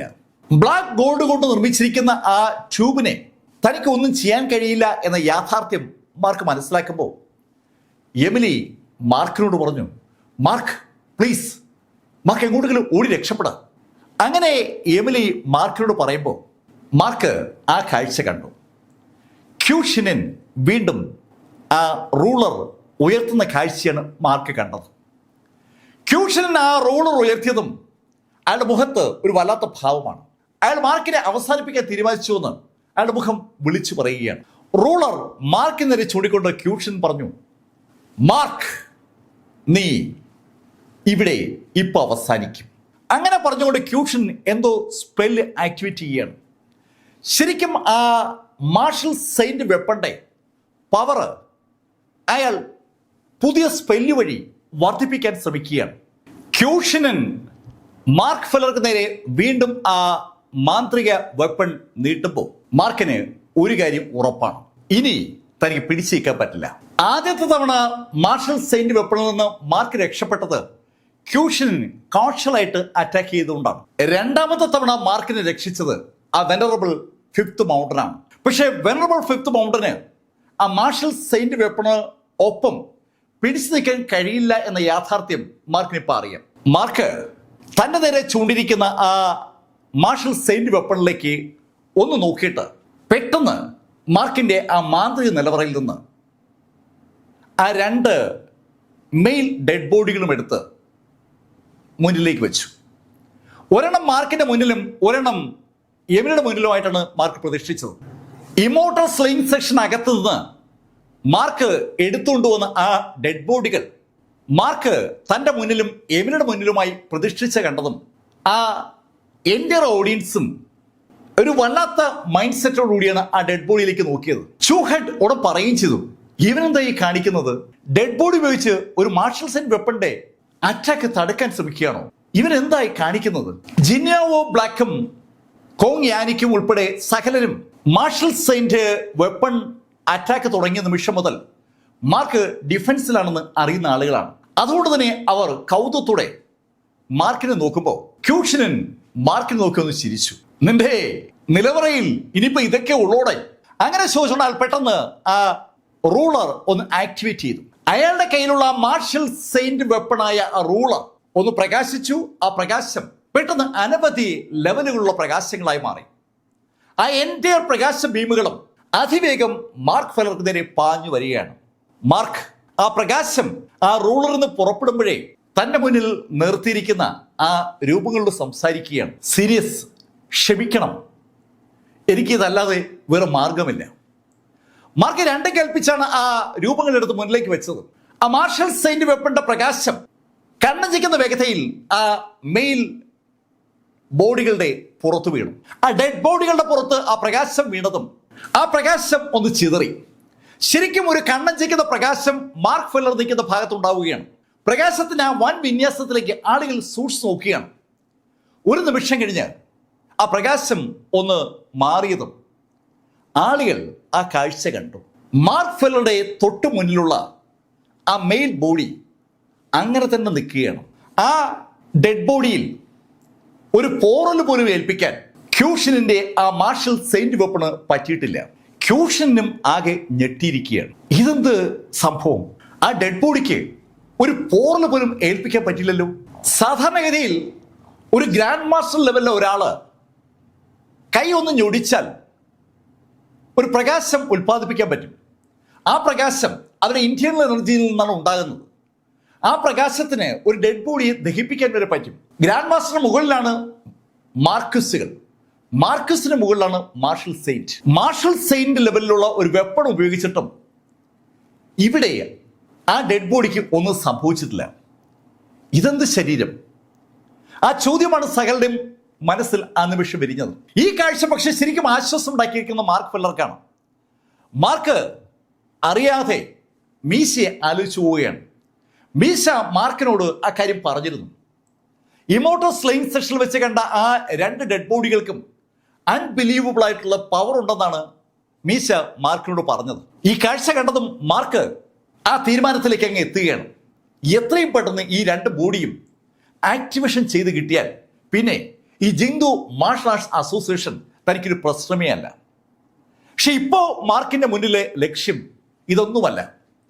അവിടെ നിന്ന് എമിലിയെ കൊണ്ട് രക്ഷപ്പെടുക എന്നുള്ളതാണ്. മാർക്ക് ഫെല്ലറുടെ മുന്നിൽ നിൽക്കുന്ന ആ ഡെഡ് ബോഡി തന്റെ സെയിന്റ് വെപ്പന്റെ അറ്റാക്ക് തടഞ്ഞപ്പോൾ ക്യൂഷന്റെ ദേഷ്യം അങ്ങ് ഇരട്ടിക്കുകയാണ്. ക്യൂഷൻ വീണ്ടും ആ റൂളർ മാർക്കിന് നേരെ ഒന്ന് എടുത്തു പിടിച്ചു. അയാൾ മാർക്കിന്റെ മുന്നിൽ നിൽക്കുന്ന ആ ഡെഡ് ബോഡി ലക്ഷ്യമാക്കിക്കൊണ്ട് തന്നെയാണ് ആ റൂളർ പിടിക്കുന്നത്. ഡെഡ് ബോഡിയും മാർക്കും സകലതും തരിപ്പണമാക്കണം. അതാണ് അയാളുടെ ടാർഗറ്റ്. ആ സെയിന്റ് വെപ്പണിലേക്ക് ക്യൂഷനൻ അയാളുടെ മുഴുവൻ ഇന്റേണൽ എനർജിയും ചാനലൈസ് ചെയ്യാണ്. ആരാണോ വെപ്പൺ ഉപയോഗിക്കുന്നത് ആ ആളുടെ ശക്തിക്കനുസരിച്ച് കയ്യിലിരിക്കുന്ന ആ മാജിക്കൽ വെപ്പന്റെ പവർ വർദ്ധിക്കും. ക്യൂഷനൻ അയാളുടെ ഇന്റേണൽ എനർജി പൂർണ്ണമായും ആ വെപ്പണിലേക്ക് കേന്ദ്രീകരിച്ചു. ആ വെപ്പണിലേക്ക് ക്യൂഷനൻ കൊടുക്കുന്ന ഇന്റേണൽ എനർജി എത്രയെങ്കിലും മടങ്ങ് വലുതാക്കാൻ ആ മാർഷൽ സെയിന്റ് വെപ്പണ് പറ്റും. ആ മാർഷൽ സെയിന്റ് വെപ്പൺ അതിന്റെ പൂർണ്ണ ശക്തിയിൽ ഉപയോഗിക്കപ്പെടണമെങ്കിൽ അത് ഉപയോഗിക്കുന്നത് ഒരു മാർഷൽ സെയിന്റ് തന്നെ ആയിരിക്കണം. ഒരു മാർഷൽ സെയിന്റ് ആണ് ആ വെപ്പൺ ഉപയോഗിക്കുന്നതെങ്കിൽ ശരിക്കും ഒരു ഡബിൾ ലെവൽ മാർഷൽ സെയിന്റിന്റെ പ്രഹരശേഷി ആ വെപ്പൺ ഉണ്ടാക്കും. ഇവിടെ അത് ഉപയോഗിക്കുന്ന ക്യൂഷനൻ ഒരു മാർക്യൂസ് ആണ്. അതുകൊണ്ട് തന്നെ മാർക്യൂസ് ആയ അയാൾക്ക് അയാളുടെ ശക്തി കുറേയേറെ വർദ്ധിപ്പിക്കാൻ ആ ഉപകരണം സഹായകരമാകുന്നു എന്നേ ഉള്ളൂ. അതുകൊണ്ട് തന്നെ ക്യൂഷനൻ അയാളുടെ പൂർണ്ണ ശക്തിയും ആ റൂളറിൽ കേന്ദ്രീകരിക്കുകയാണ്. ആ മാന്ത്രിക വഴിയിലുള്ള പ്രകാശത്തിന്റെ അളവ് തൽഫലമായി വൻതോതിൽ വർദ്ധിക്കുകയാണ്. ഇതുവരെ ക്യൂഷനൻ കൊടുത്ത ശക്തിയുടെ എത്രയെങ്കിലും ഇരട്ടി ക്യൂഷനൻ അതിനകത്ത് ശക്തി കൊടുക്കുകയാണ്. ആ വഴി ശരിക്കും നന്നായി തിളങ്ങി തുടങ്ങി. ഈ കാഴ്ച യാവമെങ്ങും സകലരും കാണുകയാണ്. മാർക്ക് ഫെല്ലർക്ക് ഈ അറ്റാക്ക് തടുക്കാൻ കഴിയുമോ? അതാണ് യാവമെങ്ങും അവളുടെ സുഹൃത്ത് യുവാൻ ഷോയ്ക്ക് ആലോചിക്കുന്നത്. അതേസമയത്ത് കോങ് യാനിക്കും ജിന്യാവോ ബ്ലാക്കോക്കെ മാർക്ക് ഈ അറ്റാക്കോടുകൂടി തകരുമെന്ന പ്രതീക്ഷയിലാണ്. പലർക്കും പല മൈൻഡ് സെറ്റാണ്. ക്യാപ്റ്റൻ യാൻ ഗസ്മാൻ ഇത് രണ്ടിനും ഇടയിലുള്ള ഒരു മാനസികാവസ്ഥയിലേക്കാണ് ആ ഭാഗത്തേക്ക് നോക്കുന്നത്. അയാൾക്ക് കൊണ്ട് വിശ്വസിക്കാൻ പറ്റുന്നില്ല. ഈ മാർക്ക് ഫെല്ലർ എങ്ങനെ ഇത്ര ശക്തി നേടിയെന്നാണ് അയാൾ ആലോചിക്കുന്നത്. പലരും പല ചിന്തയിൽ അങ്ങനെ നിൽക്കുമ്പോൾ മാർക്ക് ഫെല്ലർ തനിക്ക് നേരെ പാഞ്ഞു വരുന്ന പ്രകാശത്തിന് നേരെ തന്റെ മുന്നിൽ വെച്ചിരുന്ന ആ ഡെഡ് ബോഡി എടുത്തങ്ങ് എറിഞ്ഞു. ആ ഡെഡ് ബോഡി ആ പ്രകാശത്തിൽ വന്നിടിക്കുമ്പോൾ ശരിക്കും ഒരു സ്ഫോടന ശബ്ദത്തോടെ കേൾക്കുകയാണ്. കണ്ണഞ്ചിക്കുന്ന പ്രകാശമാണ് ആ ഭാഗത്തുണ്ടായത്. ആ നിമിഷത്തിൽ മാർക്ക് ഫെല്ലർ തന്റെ കയ്യിലെ ആ വാൾ ഉപയോഗിച്ച് വീണ്ടും എമിലിയെ ബന്ധിപ്പിച്ചിരിക്കുന്ന ആ ട്യൂബുകളിൽ ആഞ്ഞു വെട്ടി. ട്യൂബുകളിൽ ആഞ്ഞു മാർക്ക് വെട്ടുമ്പോൾ മാർക്ക് തന്റെ പൂർണ്ണ ശക്തിയും ആ വാളിലേക്ക് കൊടുത്തിരുന്നു. മാർക്ക് ശരിക്കും 9 ഡിവൈൻ സ്ലാഷസ് ഉപയോഗിച്ചാണ് ആ ട്യൂബിൽ ആഞ്ഞു വെട്ടിയത്. അതിശക്തമായ പ്രഹരശേഷിയാണ് ആ 9 ഡിവൈൻ സ്ലാഷിലുള്ളത്. അതിന്റെ സെക്കൻഡ് ലെവൽ ആക്ടിവിറ്റി ചെയ്താണ് മാർക്ക് ആ ട്യൂബിൽ ആഞ്ഞു വെട്ടിയത്. ആ നിമിഷത്തിൽ മാർക്ക് ഒരു കാഴ്ച കണ്ടു. ആ ട്യൂബ് പൊട്ടിയില്ല എന്ന് മാത്രവുമല്ല, ആ ട്യൂബിൽ ചില അക്ഷരങ്ങൾ തെളിഞ്ഞു വരുന്നതാണ് മാർക്ക് കണ്ടത്. ആ ട്യൂബിൽ ശരിക്കും ഒരു സ്പെല്ല് ആക്ടിവേറ്റ് ചെയ്തിരിക്കുകയാണ്. ഈ സമയത്ത് മാർക്കിന്റെ പുറകിൽ നടന്ന സംഭവങ്ങൾ മാർക്കിനെ അറ്റാക്ക് ചെയ്ത ക്യൂഷിനെയും കൂടെയുള്ള ആളുകളെയും തെല്ലൊന്നുമല്ല അമ്പരപ്പിച്ചത്. അതിശക്തമായ പവർ ആ മാർഷൽ ആർട്സ് സെയിന്റ് വെപ്പണിൽ കൊടുത്തിട്ടാണ് ക്യൂഷിനൻ മാർക്കിനെ അറ്റാക്ക് ചെയ്തത്. അപ്പോഴാണ് മാർക്ക് ആ ഡെഡ് ബോഡി എടുത്ത് ആ പ്രകാശത്തിന് നേരെ എറിഞ്ഞത്. ആ പ്രകാശത്തിൽ ചെന്നിടിച്ച ആ ഡെഡ് ബോഡിയിലേക്കാണ് സകലരുടെയും ശ്രദ്ധ. ആ ഡെഡ് ബോഡിക്ക് ഒരു കുഴപ്പവുമില്ല, ഒരു പോറൽ പോലും ആ ഡെഡ് ബോഡിയിൽ വീണിട്ടില്ല. മാർഷൽ സെയിന്റ് വെപ്പണിന്റെ പൂർണ്ണ പവറിനെ ആ ഡെഡ് ബോഡി തരണം ചെയ്തിരിക്കുകയാണ്. മാർക്ക് ഫെല്ലർ എമിലി ബ്ലാക്കിനെ ബന്ധിപ്പിച്ചിരിക്കുന്ന ആ ട്യൂബുകളിൽ എഴുതി കാണിക്കുന്ന അക്ഷരങ്ങളിലേക്ക് നോക്കിയിട്ടൊന്ന് തിരിഞ്ഞു നോക്കുമ്പോൾ സകലരും താഴെ വീണ്ടു കിടക്കുന്ന ഡെഡ് ബോഡിയിലേക്ക് നോക്കുന്നതാണ് കണ്ടത്.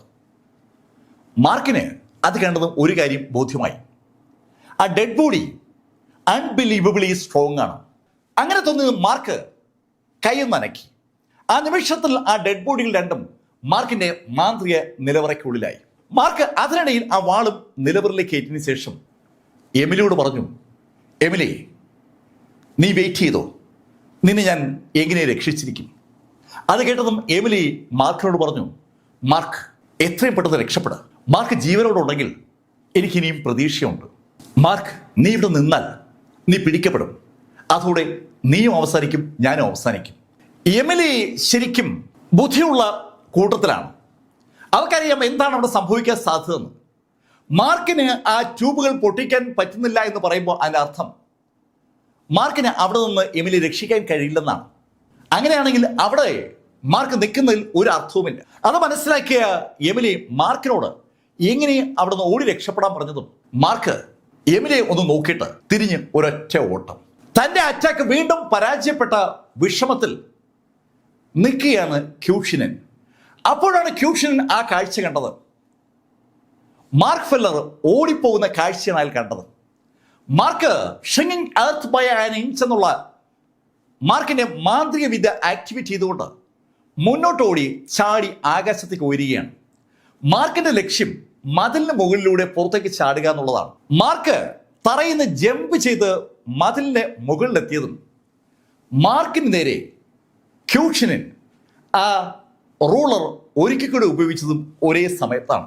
കൃത്യം മതിലിന്റെ മുകളിലെത്തിയ മാർക്കിന്റെ മുതുകിൽ ആ മാർഷൽ സെയിന്റ് വെപ്പണിൽ നിന്നുള്ള പ്രകാശം പതിച്ചു. ആ പ്രകാശം മാർക്കിന്റെ മുതുകിലേക്ക് വീണതും മാർക്ക് താഴേക്ക് ചാടിയതും ഒരേ നിമിഷത്തിലാണ്. അതിശക്തമായ പ്രഹരമാണ് മാർക്കിന്റെ മുതുകിലേറ്റിരിക്കുന്നത്. മാർക്ക് മതിലിന് പുറത്തേക്ക് വീണിരിക്കുകയാണ്. മാർക്ക് കൊല്ലപ്പെട്ടോ ഇല്ലയോ എന്ന് അകത്ത് നിൽക്കുന്ന ക്യൂഷിനന് ഉറപ്പില്ല. ക്യൂഷിനൻ പെട്ടെന്ന് കൂടെയുള്ള ബ്ലാക്ക് റോബുകാരോട് പറഞ്ഞു, ഏയ്, അവർ ഫോളോ ചെയ്യും, അവരെ പിടിച്ചോണ്ട് വാ. കേൾക്കേണ്ട താമസം ആ 7 ടീം മാർക്കിനെ പിടിക്കാനായി ഗേറ്റ് വഴി പുറത്തേക്ക് ഓടി. പുറത്തേക്ക് അവർ ഓടുമ്പോഴും അവരുടെ ഓട്ടത്തിന്റെ വേഗത വളരെ കുറവാണ്. ക്യൂഷിന്റെ ഉത്തരവ് പ്രകാരം അവർ പുറത്തേക്ക് ഓടിയെങ്കിലും ശരിക്കും അവർ 7 പേരും ഗുരുതരമായി പരിക്കേറ്റിരിക്കുന്ന ആളുകളാണ്. മാർക്കുമായിട്ടുള്ള ഏറ്റുമുട്ടൽ അവരുടെ സ്ട്രെങ്ത് മുഴുവൻ ചോർത്തിക്കളഞ്ഞിരുന്നു. അവര് ഗേറ്റ് കടന്നെത്തുമ്പോൾ മാർക്കിനെ കാണാനില്ല. മാർക്ക് ചാടിയ ആ ഭാഗം ലക്ഷ്യമാക്കി ഓടിയെത്തിയ ആ ടീം മാർക്ക് ഓടിപ്പോയിരിക്കാൻ സാധ്യതയുള്ള വഴിയെ ഓടുകയാണ്. മാർക്കിന്റെ രക്തം തറയിൽ വീണ് കിടക്കുന്നത് അവർക്ക് കാണാം. മാർക്കാണെങ്കിൽ തറ തൊടാതെ ഓടുകയാണ്. മാർക്കിനെ ഫോളോ ചെയ്യണമെന്ന് അകത്തേക്കുന്ന ക്യൂഷിന് ഒരു ആഗ്രഹമുണ്ട്. പക്ഷേ അതിന് അയാൾ തുനിയാത്തതിന്റെ കാരണം എമിലി ബ്ലാക്കാണ്. ബ്ലാക്ക് കുടുംബത്തിന്റെ ആ മൂത്ത പുത്രിയെ അയാൾ ഇവിടെ പരസ്യമായി തടങ്കലിട്ടിരിക്കുകയാണ്. ഈ വാർത്ത ലീക്കായാൽ അത് ഉണ്ടാക്കാൻ സാധ്യതയുള്ള ഫലങ്ങളെക്കുറിച്ച് അയാൾക്ക് നല്ല ബോധ്യമുണ്ട്. അതുമാത്രമല്ല, അകത്തുള്ള ആരെങ്കിലും എമിലി ബ്ലാക്കിനെ രക്ഷിക്കാൻ ശ്രമിച്ചാലും അയാൾ പ്രശ്നത്തിലാകും. ആ ഒരൊറ്റ കാരണം കൊണ്ടാണ് അയാൾ കൂടെ ഓടാതിരുന്നത്. അയാൾ ഹയർ ഒഫീഷ്യൽസ് കൊടുത്തിരിക്കുന്ന ഉത്തരവ് മാർക്കിനെ അവസാനിപ്പിക്കാനാണ്. പക്ഷെ അതേ സമയത്ത് അയാൾക്ക് എമിലിയെ നഷ്ടപ്പെടുത്താനും പറ്റത്തില്ല. അതുകൊണ്ട് തന്നെ ഓടിപ്പോയ ആളുകളിൽ മാത്രമാണ് അയാളുടെ പ്രതീക്ഷ. അതുകൊണ്ട് അയാൾ പ്രതീക്ഷ അർപ്പിക്കുന്നത് മാർക്കിനെ ഫോളോ ചെയ്ത ആ ബ്ലാക്ക് ഗോൾഡ് റോബുധാരികളിലാണ്. അതിശക്തരായ മാർക്കിസ്റ്റുകളാണ് ആ പോയിരിക്കുന്ന 7 പേരും. അതുകൊണ്ട് തന്നെ അവർക്ക് പരിക്കേറ്റ് മാർക്കിന് പിടികൂടാൻ ബുദ്ധിമുട്ടുണ്ടാവില്ല എന്നാണ് അയാളുടെ പ്രതീക്ഷ. പക്ഷേ ഏകദേശം ഒരു 10-15 മിനിറ്റ് കഴിഞ്ഞപ്പോൾ ആ 7 ടീം മടങ്ങി വന്നു, മാർക്കില്ലാതെ. ഏയ്, മാർക്ക് എവിടെ? അവരെ കണ്ടടം ക്യൂഷൻ ചോദിക്കുകയാണ്. പ്രസിഡന്റ്, ക്ഷമിക്കണം, ഞങ്ങൾക്ക് അവരെ കിട്ടിയില്ല. നിങ്ങൾ 7 പേരുണ്ടായിരുന്നില്ലേ? പ്രസിഡന്റ്, ഞങ്ങൾ 7 പേർക്കും ഗുരുതരമായി പരിക്കേറ്റിട്ടുണ്ട്. അതുകൊണ്ട് കൂടിയാണ് ഞങ്ങൾക്ക് അവൻ്റെ ഒപ്പം ഓടിയെത്താൻ പറ്റാത്തത്. നിങ്ങളെപ്പോലെ തന്നെ അവനും പരിക്കേറ്റതില്ലേ? മാർഷൽ സെയിൻ വെപ്പൺ കൊണ്ട് ഞാൻ അവനെ കറക്റ്റ് അറ്റാക്ക് ചെയ്തതാണ്. അവൻ്റെ മുതുകിൽ അതിശക്തമായിട്ട് ഞാൻ അറ്റാക്ക് ചെയ്തിട്ടുണ്ട്. അവൻ അധിക ദൂരം ഓടാൻ പറ്റത്തില്ല. അവൻ എവിടെയെങ്കിലും വീണ് കിടക്കുകയായിരിക്കും. എന്തായാലും നമുക്ക് തൽക്കാലം ഇവിടുന്ന് പോവാം. അവിടെ എമിലി ബ്ലാക്കിനെ അധിക നേരം അങ്ങനെ സൂക്ഷിക്കുന്നത് അപകടമാണെന്ന് ക്യൂഷന് അറിയാം. ക്യൂഷൻ അതിവേഗം എമിലി ബ്ലാക്കിനെ മോചിപ്പിച്ച് കാറിലേക്ക് കയറ്റി. ക്യൂഷനും എമിലി ബ്ലാക്കും ബ്ലാക്ക് റോബുധാരികളും അവിടെ നിന്ന് പോകുമ്പോൾ ഒരു വല്ലാത്ത മാനസികാവസ്ഥയിലാണ് അവിടെ കൂടി നിൽക്കുന്ന ന്യൂ സെലസ്റ്റിലെ ആ എലൈറ്റുകൾ എന്ന് വിളിക്കപ്പെടുന്ന ചെറുപ്പക്കാർക്കുള്ളത്. ജിനിയാവോ ആകെ തകർന്നിരിക്കുകയാണ്. ഈ പൈറോയിലെ ഏറ്റവും ശക്തനായ യങ്സ്റ്റർ ആരെന്ന ചോദ്യത്തിന് ഒരേ ഒരു ഉത്തരവേ ഉള്ളെന്നും ആ ഉത്തരം ജിനിയാവോ ബ്ലാക്ക് ആണെന്നും അവൻ പോലും സ്വയം പറയുന്നതാണ്. അവന്റെ കൂട്ടുകാരൊക്കെ എപ്പോഴും ആ കാര്യം പറയാറുണ്ട്. മാർഷൽസ് ഫോറത്തിലുള്ള ആളുകളും അതാണ് സാധാരണ പറയുന്ന വാചകം. പക്ഷെ ഇന്ന് അവന്റെ കൺമുമ്പിൽ അവൻ ആ യാഥാർത്ഥ്യം തിരിച്ചറിയുകയാണ്. അവനേക്കാൾ ശക്തൻ മാർക്ക് ഫെല്ലറാണ്. മാർക്ക് ഫെല്ലർ ഏകദേശം 1.5 വർഷം മുമ്പാണ് മാർഷൽ ആർട്ടിസ്റ്റായി പ്രാക്ടീസ് തുടങ്ങിയത്. ജിനിയാവോ ആണെങ്കിൽ ഓർമ്മ വെച്ച് നാളെ മുതലേ മാർഷൽ ആർട്ടിസ്റ്റ് ആകാൻ വേണ്ടി പ്രാക്ടീസ് ചെയ്യുന്ന ആളാണ്. 30 കൊല്ലത്തെ നിരന്തര പരിശീലനം അവന്റെ ലൈഫിലുണ്ട്. ആ 30 കൊല്ലത്തെ പരിശീലനം കൊണ്ട് അവൻ നേടിയ കാര്യങ്ങളെ 1.5 കൊല്ലത്തെ പരിശീലനം കൊണ്ട് മാർക്ക് ഇതാ ഓവർടേക്ക് ചെയ്തിരിക്കുകയാണ്. ശരിക്കും പച്ചയായ ഒരു സത്യമാണ് ഇപ്പോൾ ജിനിയാവോ ബ്ലാക്ക് തിരിച്ചറിഞ്ഞത്.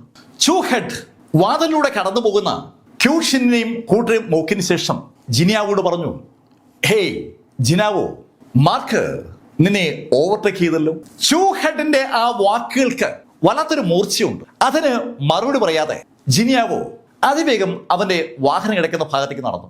ഏതാനും സെക്കൻഡുകൾ കൊണ്ട് അവൻ ആ വാഹനവുമായി ആ അക്കാഡമിയിൽ നിന്ന് പുറത്തേക്കും പായുകയാണ്. അവൻ ഏതാണ്ട് ഭ്രാന്ത് പിടിച്ചിരിക്കുകയാണ്.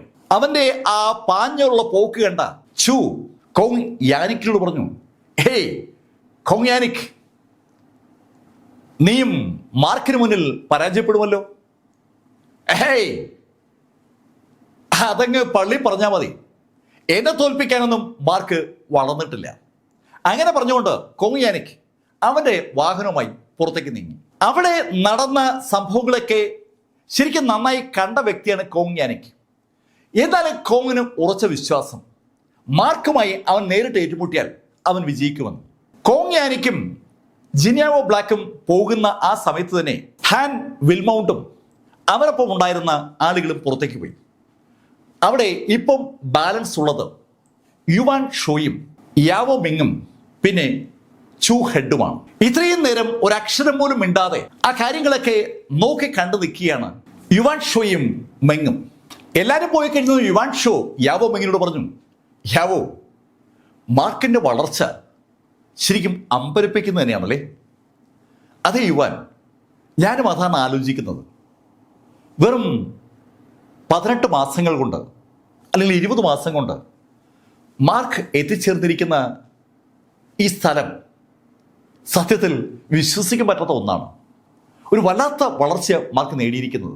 അവരുടെ സംഭാഷണം കേട്ട് നിൽക്കായിരുന്ന ചൂഹെട്ട് യാവോ മെങ്ങിനെയും അതുപോലെ യുവാൻ ഷോയും നോക്കിയിട്ട് അവരോട് പറഞ്ഞു, ഹേയ്, എനിക്ക് തോന്നുന്നത് നിങ്ങൾക്ക് മാർക്കുമായി ഏറ്റുമുട്ടാൻ പറ്റുമെന്നാണ്. ഏയ് ചൂഹെഡ്, എന്താ ഈ പറയുന്നത്? ജിനിയാവോയ്ക്ക് പോലും മാർക്കിന് മുന്നിൽ പിടിച്ചു നിൽക്കാൻ പറ്റില്ല, പിന്നെയാണോ ഞങ്ങൾ? ജിനിയാവോയ്ക്ക് പിടിച്ചു നിൽക്കാൻ പറ്റില്ലായിരിക്കും, പക്ഷേ എനിക്ക് ഉറപ്പാണ് നിങ്ങൾക്ക് പിടിച്ചു നിൽക്കാൻ പറ്റുമെന്ന്. ഏയ് ചൂഹഡ്, നീ എന്തായി പറയുന്നത്? യാവോ, ഞാൻ ഉറപ്പിച്ച് പറയട്ടെ, നിങ്ങൾ രണ്ടുപേരും ഇപ്പോൾ ജിന്യാവോയേക്കാൾ ശക്തരാണ്. ശരിക്കും ഒരു വല്ലാത്ത സ്റ്റേറ്റ്മെന്റ് ആണ് ആ സമയത്ത് ചൂഹഡ് പറഞ്ഞത്. സകല റാങ്കിങ്ങിലും എപ്പോഴും ജിന്യാവോയാണ് മുന്നിൽ. ആ യാഥാർത്ഥ്യം എല്ലാവർക്കും അറിയാവുന്ന കാര്യമാണ്. പക്ഷെ ഇപ്പോ ചൂഹഡ് യാവോ മെങ്ങിനോടും യുവാൻ ഷോയോടും പറയുന്നത് അവർ രണ്ടുപേരും ജിന്യാവോയേക്കാൾ മുകളിലാണെന്നാണ്. പെട്ടെന്ന് ചൂഹഡ് അങ്ങനെ പറഞ്ഞപ്പോൾ യാവോ മെങ്ങും യുവാൻ ഷോയും അറിയാതെ മുഖത്തോട് മുഖം നോക്കിപ്പോവുകയാണ്. ആ നിമിഷത്തിൽ ചൂഹഡ് ചിരിച്ചുകൊണ്ട് അയാളുടെ കാർ നിര നടന്നു. ഈ സംഭവങ്ങളൊക്കെ അവിടെ ഇങ്ങനെ നടക്കുമ്പോൾ സാക്ഷാൽ പ്രസിഡന്റ് ക്യൂഷിനൻ അയാളുടെ കാറിൽ ജിങ്ദു മാർഷൽ ആർട്സ് അസോസിയേഷനിൽ മടങ്ങി എത്തിക്കഴിഞ്ഞു. എമിലിയെ ജയിലിലാക്കിയതിനു ശേഷം അയാളും ടീമും മുറിയിലെത്തിയിരിക്കുകയാണ്. ഒരു വല്ലാത്ത ടെൻഷനിലാണ് അവർ. പ്രസിഡന്റ് എന്ന നിലയിൽ അയാൾക്ക് ചില അധികാരങ്ങളുണ്ട്. ആ അധികാരങ്ങൾ ഉള്ളത് ചില കാര്യങ്ങൾ അയാൾ ചെയ്യുന്നത് കൊണ്ടാണ്. അയാൾക്ക് മുകളിലുള്ള ആളുകൾ ഏൽപ്പിക്കുന്ന ജോലി അയാൾ സമയബദ്ധമായി ചെയ്യുന്നത് കൊണ്ടാണ് അയാൾ പ്രസിഡന്റ് എന്ന പദവിയിൽ അങ്ങനെ ഇരിക്കുന്നത്. അയാൾക്ക് മുകളിലുള്ള ആളുകൾ ഏൽപ്പിച്ച ജോലിയാണ് ഇപ്പോൾ പരാജയപ്പെട്ടിരിക്കുന്നത്. മാർക്ക് ഫെല്ലറെ കൊല്ലാനുള്ള അയാളുടെ ഉദ്യമം പരാജയപ്പെട്ടിരിക്കുകയാണ്. അയാളും അയാളുടെ സെക്രട്ടറിയും ശരിക്കും വല്ലാത്ത ടെൻഷനിലാണ്. സെക്രട്ടറി പ്രസിഡന്റ് ക്യൂഷിനോട് പറഞ്ഞു, പ്രസിഡന്റ് അങ്ങ് എത്രയും പെട്ടെന്ന് നമ്മുടെ ഹയർ അതോറിറ്റീസിന് കാര്യങ്ങൾ റിപ്പോർട്ട് ചെയ്യണം, ഇല്ലെങ്കിൽ പ്രശ്നമാകും. ചെറുപ്പക്കാരനായ സെക്രട്ടറി അക്കാര്യം ഓർമ്മിപ്പിച്ചതും പ്രസിഡന്റ് ക്യൂഷിനൻ ആ നിമിഷം തന്നെ കോൺഫറൻസ് റൂമിലേക്ക് നടന്നു. കോൺഫറൻസ് റൂമിലെത്തിയ ക്യൂഷിനൻ അയാളുടെ കസേരയിൽ ഇരിക്കുകയാണ്. ഏതാനും മിനിറ്റുകൾ കഴിഞ്ഞതും അയാൾക്കെതിരെ ഇരുട്ടത്തുനിന്ന് പതുക്കെ ശബ്ദങ്ങൾ കേട്ടു തുടങ്ങി. അയാളുടെ മുകളിലുള്ള ആളുകളെ അയാൾ കണ്ടിട്ടേയില്ല. അവരുടെ ശബ്ദം മാത്രമാണ് അയാൾക്ക് അറിയാവുന്നത്. ആ ശബ്ദത്തോട് നടന്ന കാര്യങ്ങളൊക്കെ ക്യൂഷിനൻ വ്യക്തമാക്കിയതും ആ ശബ്ദത്തിന്റെ ഉടമകളിൽ ഒരാൾ ക്യൂഷിനോട് പറഞ്ഞു, ഏയ് ക്യൂഷിനൻ, ഇനി ഒന്നും നോക്കണ്ട. അവൻ അവസാനിപ്പിക്കാൻ പർപ്പിൾ വസ്ത്രധാരികളെ ഉപയോഗിച്ചു. ബ്ലാക്ക് ഗോൾഡ് വസ്ത്രധാരികളുടെ മുകളിലാണ് പർപ്പിൾ വസ്ത്രധാരികൾ. പർപ്പിൾ വസ്ത്രധാരികൾക്ക് ഓർഡർ കൊടുക്കാനുള്ള അധികാരം ആ ഹയർ അതോറിറ്റികൾക്കേ ഉള്ളൂ. ക്യൂഷിന് ആ അധികാരമില്ല. പർപ്പിൾ വസ്ത്രധാരികളിൽപ്പെട്ട ആരെയെങ്കിലും മാർക്ക് ഫെല്ലറെ അവസാനിപ്പിക്കാനായി ഉപയോഗിച്ചു കൊള്ളാൻ ആ ടീം ക്യൂഷിനെ അനുവദിച്ചതും ക്യൂഷിന് ശരിക്കും സന്തോഷമായി. മാർക്ക് ഫെല്ലർക്ക് ആരെ വേണമെങ്കിലും പരാജയപ്പെടുത്താൻ പറ്റും, പക്ഷെ ഒരിക്കലും പർപ്പിൾ വസ്ത്രധാരികളെ പരാജയപ്പെടുത്താൻ പറ്റില്ല. അക്കാര്യം ക്യൂഷിന് 100% ഉറപ്പാണ്. ഈ സമയത്ത് മാർക്ക് ഫെല്ലർ അതിവേഗം ഓടുകയാണ്. ഓടി അവസാനം മാർക്ക് റൂമിലെത്തി. അതിശക്തമായ ഒരു അറ്റാക്കിന് മാർക്ക് വിധേയനായിരിക്കുകയാണ്. മാർക്കിന്റെ മുതുകിൽ നല്ലൊരു ഹോൾ വീണിട്ടുണ്ട്. ഒരു വെടിയുണ്ട മാർക്കിന്റെ മുതുകിലേക്ക് പാഞ്ഞു കയറിയ ഇഫക്റ്റാണ് ആ റൂളർ ഉണ്ടാക്കിയത്. ആ സെയിന്റ്ലി വെപ്പൺ അക്ഷരാർത്ഥത്തിൽ പവർഫുള്ളാണ്. മാർക്ക് മുറിയിലെത്തുമ്പോൾ മാർക്ക് നന്നായി കിതയ്ക്കുന്നുണ്ട്. മാർക്ക് ആ കോസ്മിക് ഫോം സൃഷ്ടിച്ച സമയത്ത് മാർക്കിന്റെ ഇന്റേണൽ എനർജി ഒരുപാട് കത്തിച്ചിരുന്നു. അതിനുശേഷം അവിടുന്ന് ഓടി രക്ഷപ്പെടാൻ വേണ്ടി Mark shrinking earth by an inch എന്നുള്ള ആ ടെക്നിക്ക് ഉപയോഗിച്ചപ്പോൾ അവിടെയും ഒരുപാട് ഊർജ്ജം നഷ്ടമായി. ശരിക്കും മാർക്കിന്റെ കാലിനടിയിൽ റോക്കറ്റ് വെക്കുന്ന പോലെ ഒരു ഇഫക്റ്റാണ് ഈ shrinking earth by an inch എന്നുള്ള പരിപാടി. അതിവേഗതയിൽ ഒരാളെ മോഹിപ്പിക്കാൻ ശരീരത്തിൽ മുഴുവൻ ഊർജവും കാലിലേക്ക് കൊടുക്കുന്ന ഒരു രീതിയാണ്.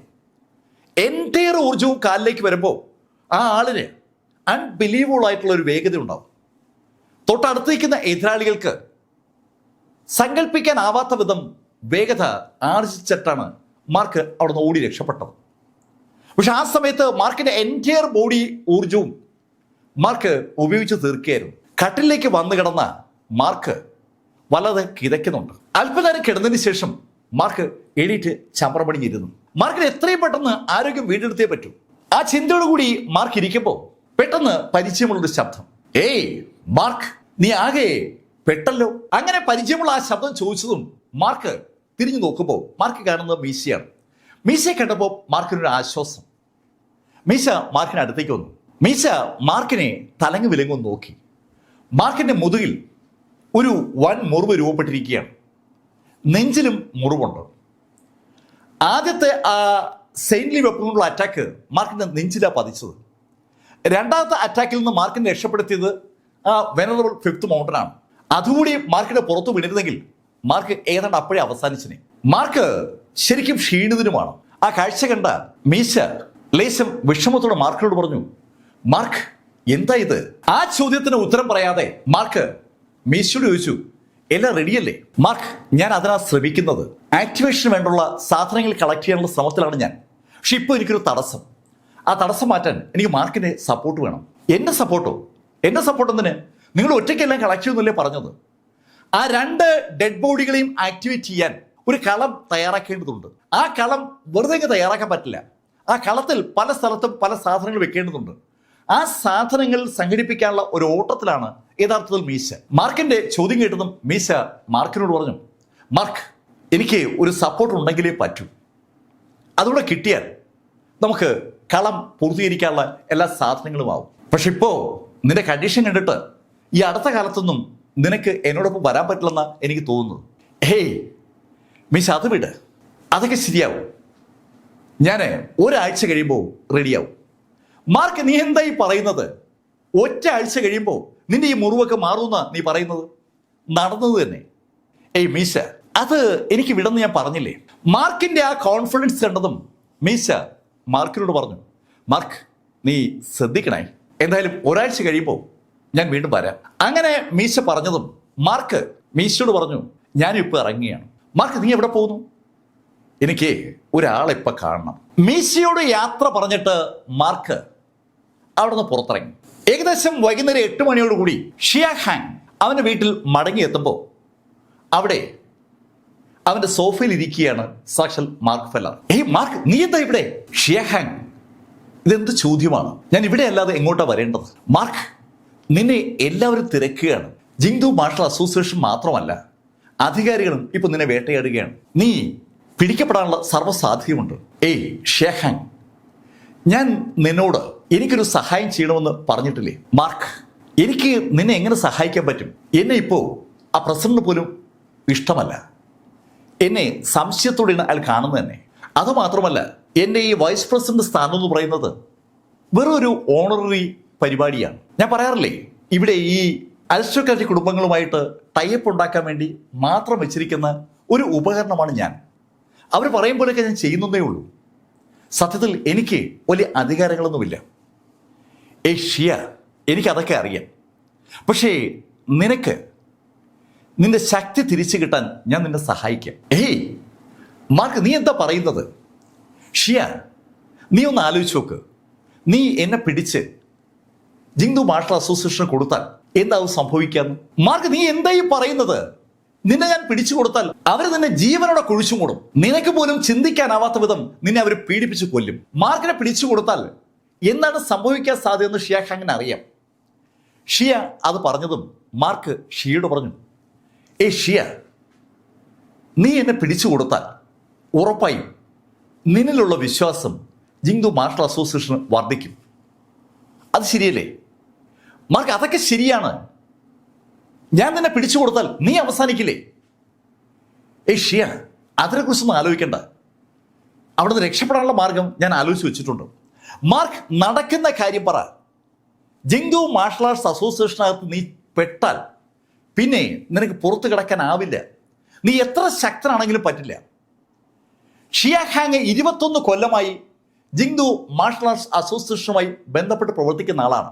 അവിടെ അകത്താകുന്ന ആരും പുറത്തു പോയി ചരിത്രമില്ല. അക്കാര്യം ഷിയാ ഹാങ്ങിന് അറിയാം. ഷിയ അത് വീണ്ടും തീർത്തു പറഞ്ഞതും മാർക്ക് ഷിയോട് പറഞ്ഞു, ഷിയ, നീ എന്നെ പിടിച്ചു കൊടുക്കണം. പക്ഷെ ഞാൻ പറയുമ്പോഴേ ചെയ്യാവൂ. മാർക്ക്, നീ എന്തായി പറയുന്നത്? നിന്നെ പിടിച്ചു കൊടുക്കാൻ എനിക്കിപ്പോൾ എളുപ്പം പറ്റില്ലേ? ഞാൻ എന്തിനാ പിന്നെ വെയിറ്റ് ചെയ്യുന്നത്? ഷിയ, ഞാൻ പറഞ്ഞല്ലോ, ഞാൻ പറഞ്ഞിട്ടേ പിടിച്ചു കൊടുക്കാവൂ. എനിക്ക് നീ എന്നെ പിടിക്കുന്നതുമായി ബന്ധപ്പെട്ട് ഒരു സാഹചര്യം സൃഷ്ടിക്കണം. ജനുവനായുള്ള ഒരു ആക്രമണത്തിൽ നീ എന്നെ പിടികൂടിയെന്നേ ആളുകൾക്ക് തോന്നാവൂ. അങ്ങനെ പിടികൂടി നീ ജിങ്ദു മാർഷൽ ആർട്സ് അസോസിയേഷനിൽ എത്തിക്കുമ്പോൾ നിന്റെ വില ഉറപ്പായും ഉയരും. മാർക്ക് ഫെല്ലർ അങ്ങനെ പറഞ്ഞതും ഷിയാ ഹാങ് മാർക്കിന്റെ അടുത്തിരുന്നു. മാർക്ക്, നീ ഞാൻ പറയുന്നത് ശ്രദ്ധിച്ച് കേൾക്ക്. നീ വിചാരിക്കുന്ന ഒരു സ്ഥാപനമൊന്നും അല്ല ഈ ജിങ്ദു മാർഷൽ ആർട്സ് അസോസിയേഷൻ. അവിടെ നീ പെട്ടാൽ ഞാൻ ഉറപ്പിച്ചു പറയുന്നു, നിനക്കൊരിക്കലും പുറത്തു വരാൻ പറ്റില്ല. എൻ്റെ ഇത്രയും വർഷത്തെ എക്സ്പീരിയൻസിന്റെ അടിസ്ഥാനത്തിലാണ് ഞാനിത് പറയുന്നത്. ഷിയ, പ്ലീസ് നീ എന്നൊന്ന് വിശ്വസിക്ക്. നീ എന്നെ പിടിച്ചു കൊടുക്കണം, പക്ഷെ ഞാൻ പറയുമ്പോഴേ പിടിച്ചു കൊടുക്കാവൂ. വീണ്ടും മാർക്ക് അത് പറഞ്ഞതും ഒരു നിമിഷം നിശബ്ദനായിരുന്നിട്ട് ഷിയാഹാങ് മാർക്കിനോട് ചോദിച്ചു, മാർക്ക്, സത്യമായിട്ടും ഞാൻ അറിയാൻ വയ്യാഞ്ഞിട്ട് ചോദിക്കുകയാണ്, നീ വെറും ഒരു പെണ്ണിന് വേണ്ടി നിന്റെ ജീവൻ ഇങ്ങനെ കളയേണ്ട കാര്യമുണ്ടോ? മാർക്ക് എന്തിനാണ് ഷിയാഹാങ്ങിനെ കൊണ്ട് മാർക്കിനെ പിടിപ്പിക്കുന്നതെന്ന് ഷിയാഹാങ്ങിനെ അറിയാം. എമിലി ബ്ലാക്കിനെ രക്ഷിക്കാൻ വേണ്ടിയാണ് മാർക്ക് അത് ചെയ്യുന്നത്. അങ്ങനെ ചെയ്യുമ്പോൾ മാർക്ക് പോലും അറിയാതെ മാർക്ക് സ്വന്തം ജീവൻ ബലി കൊടുക്കുകയാണ്. അത് മനസ്സിലാക്കിയത് കൊണ്ടാണ് ഷിയാഹാങ് അങ്ങനെ ചോദിച്ചത്. ഷിയാഹാങ്ങിന്റെ ചോദ്യം കേട്ടതും മാർക്ക് ഷിയോട് പറഞ്ഞു, ഷിയ, നിങ്ങൾക്ക് ഞാൻ പറയുന്നത് മനസ്സിലാകാനുള്ള സാധ്യതയില്ല. നിങ്ങളൊക്കെ ഇവിടെ ഈ ന്യൂ സെലസ്റ്ററിൽ വലിയ പ്രഭു കുടുംബങ്ങൾ ജനിച്ചവരാണ്. നിങ്ങൾക്ക് താഴെത്തട്ടിൽ ജനിച്ച ഒരാളെ കുറിച്ച് സങ്കല്പിക്കാനാവില്ല. താഴെത്തട്ടിൽ ശരിക്കും ഇരുട്ടത്ത് വീണ് കിടന്നത് എനിക്ക് ഒരു പ്രകാശമാണ് എമിലി. എമിലി എൻ്റെ ജീവിതത്തിലേക്ക് കടന്നു വന്നതുകൊണ്ടാണ് എനിക്ക് ഇരുട്ടത്തുനിന്ന് മുകളിലേക്ക് വളരാൻ പറ്റിയത്. എനിക്ക് എമിലിയെ നഷ്ടപ്പെടുത്താൻ പറ്റില്ല. മാർക്ക് ഫെല്ലർ ഇങ്ങനെ പറയുമ്പോൾ ഷിയ മാർക്ക് ഫെല്ലർ തന്നെ നോക്കിയിരിക്കുകയാണ്. മാർക്ക് ഫെല്ലർ തന്നെ അങ്ങനെ നോക്കിയിരുന്ന ഷിയ ഒരു നിമിഷത്തെ നിശബ്ദതയ്ക്ക് ശേഷം മാർക്കിനോട് പറഞ്ഞു, ഓക്കെ മാർക്ക്, ഞാൻ ചെയ്യാം. മാർക്ക് എന്തോ ഒരു ഐഡിയ വർക്കൗട്ട് ചെയ്തിട്ടുണ്ടെന്ന് ഷിയയ്ക്ക് ഒരു തോന്നൽ പെട്ടെന്ന് ഉണ്ടായി. അതുകൊണ്ടാണ് ഷിയ സമ്മതിച്ചത്. ഷിയയോട് യാത്ര പറഞ്ഞ് മാർക്ക് എണീറ്റു. മാർക്കിന് നടക്കാൻ നല്ല ബുദ്ധിമുട്ടുണ്ട്. അതിശക്തമായിട്ട് തന്നെയാണ് പ്രസിഡന്റ് ക്യൂഷിനൻ മാർക്കിനെ ആ സെയിന്റ്ലി വെപ്പൺ ഉപയോഗിച്ച് അറ്റാക്ക് ചെയ്തത്. ആ അറ്റാക്ക് മാർക്കിനെ വല്ലാതെ തളർത്തിയിട്ടുണ്ട്. മാർക്ക് നടക്കാൻ ശ്രമിക്കുമ്പോൾ അനുഭവപ്പെടുന്ന ബുദ്ധിമുട്ട് ഷിയ കാണുന്നുണ്ട്. മാർക്ക് നടക്കുമ്പോൾ രക്തം അപ്പോഴും ഇറ്റിറ്റ് വീഴുന്നുണ്ട്. മാർക്കിന്റെ ബോഡിയിൽ നിന്ന് രക്തം ഒഴുകുന്നത് നിലച്ചിട്ടില്ല എന്നർത്ഥം. തറയിലേക്ക് ഇറ്റ് വീണുകൊണ്ടിരിക്കുന്ന രക്തത്തെയും മാർക്കിനെയും ഒന്ന് നോക്കിയിട്ട് ഷിയാഹാങ് മാർക്കിനോട് പറഞ്ഞു, ഏയ് മാർക്ക്, സത്യത്തിൽ നീ വിജയിക്കണമെന്ന് എനിക്ക് ആത്മാർത്ഥമായി ആഗ്രഹം തോന്നുകയാണ്. അത് പറയുമ്പോൾ ഷിയാഹാങ്ങിന്റെ കണ്ണുകൾ ഏതാണ്ട് നിറഞ്ഞു വരികയാണ്. അയാള് ജിങ്ദു മാർഷൽ ആർട്സ് അസോസിയേഷന്റെ വൈസ് പ്രസിഡന്റാണ്. മാർക്കിന്റെ ആഗ്രഹം ജിങ്ദു മാർഷൽ ആർട്സ് അസോസിയേഷൻ തകർക്കണമെന്നാണ്. മാർക്കിനെ പോലെ ഒരാൾക്ക് അത് കഴിയില്ല എന്നുള്ള കാര്യം എല്ലാവർക്കും അറിയാം. പക്ഷേ മാർക്ക് അക്കാര്യത്തിൽ വിജയിക്കണമെന്ന് ഉള്ളിൻ്റെ ഉള്ളിൽ ഇപ്പോൾ ഒരു ആഗ്രഹം ഷിയാഹാങ്ങിന് ഉണ്ടാവുകയാണ്. ഷിയ അത് പറഞ്ഞതും വാതിൽക്കൽ എത്തിയിരുന്ന മാർക്ക് തിരിഞ്ഞ് ഷിയെ നോക്കി. രണ്ടുപേരും ഒരു നിമിഷം കണ്ണിൽ കണ്ണിൽ നോക്കി നിന്നു. അങ്ങനെ നോക്കിയതും മാർക്കിനെ നോക്കി ഷിയ ഒരിക്കൽ കൂടി പറഞ്ഞു, മാർക്ക്, നീ വിജയിക്കും, പോയി വാ. മാർക്ക് അവിടെ നിന്ന് നേരെ എത്തിയത് മിലിറ്ററി ഡിസ്ട്രിക്റ്റിന് സമീപത്താണ്. പട്ടാളക്കാരുടെ ആ ബാരക്കുകൾ തുടങ്ങുന്ന സ്ഥലം മുതൽ എൻ്റയർ ഏരിയയും ഗവൺമെൻറ് ഏരിയയാണ്. ആ മേഖലയിൽ ഒരു പ്രൈവറ്റ് പ്രോപ്പർട്ടി പോലുമില്ല. പക്ഷെ അതിനിടയിൽ ഒരു 2 നില കെട്ടിടം ഒരു പ്രൈവറ്റ് പ്രോപ്പർട്ടിയാണ്. ആ പ്രൈവറ്റ് പ്രോപ്പർട്ടിയുടെ അടുത്താണ് ഇപ്പോൾ മാർക്ക് ഫെല്ലർ എത്തിയിരിക്കുന്നത്. ഇപ്പോൾ സമയം രാത്രി ഏകദേശം 12 മണിയായിട്ടുണ്ടാവും. നല്ല ഇരുട്ടത്ത് ആ 2 നില വീടിനടുത്തെത്തിയ മാർക്ക് ഫെല്ലർ പതുക്കെ ഗേറ്റ് വഴി അകത്തേക്ക് കടന്നു. ഗേറ്റ് കുറ്റിയിട്ടിട്ടേ ഉള്ളൂ.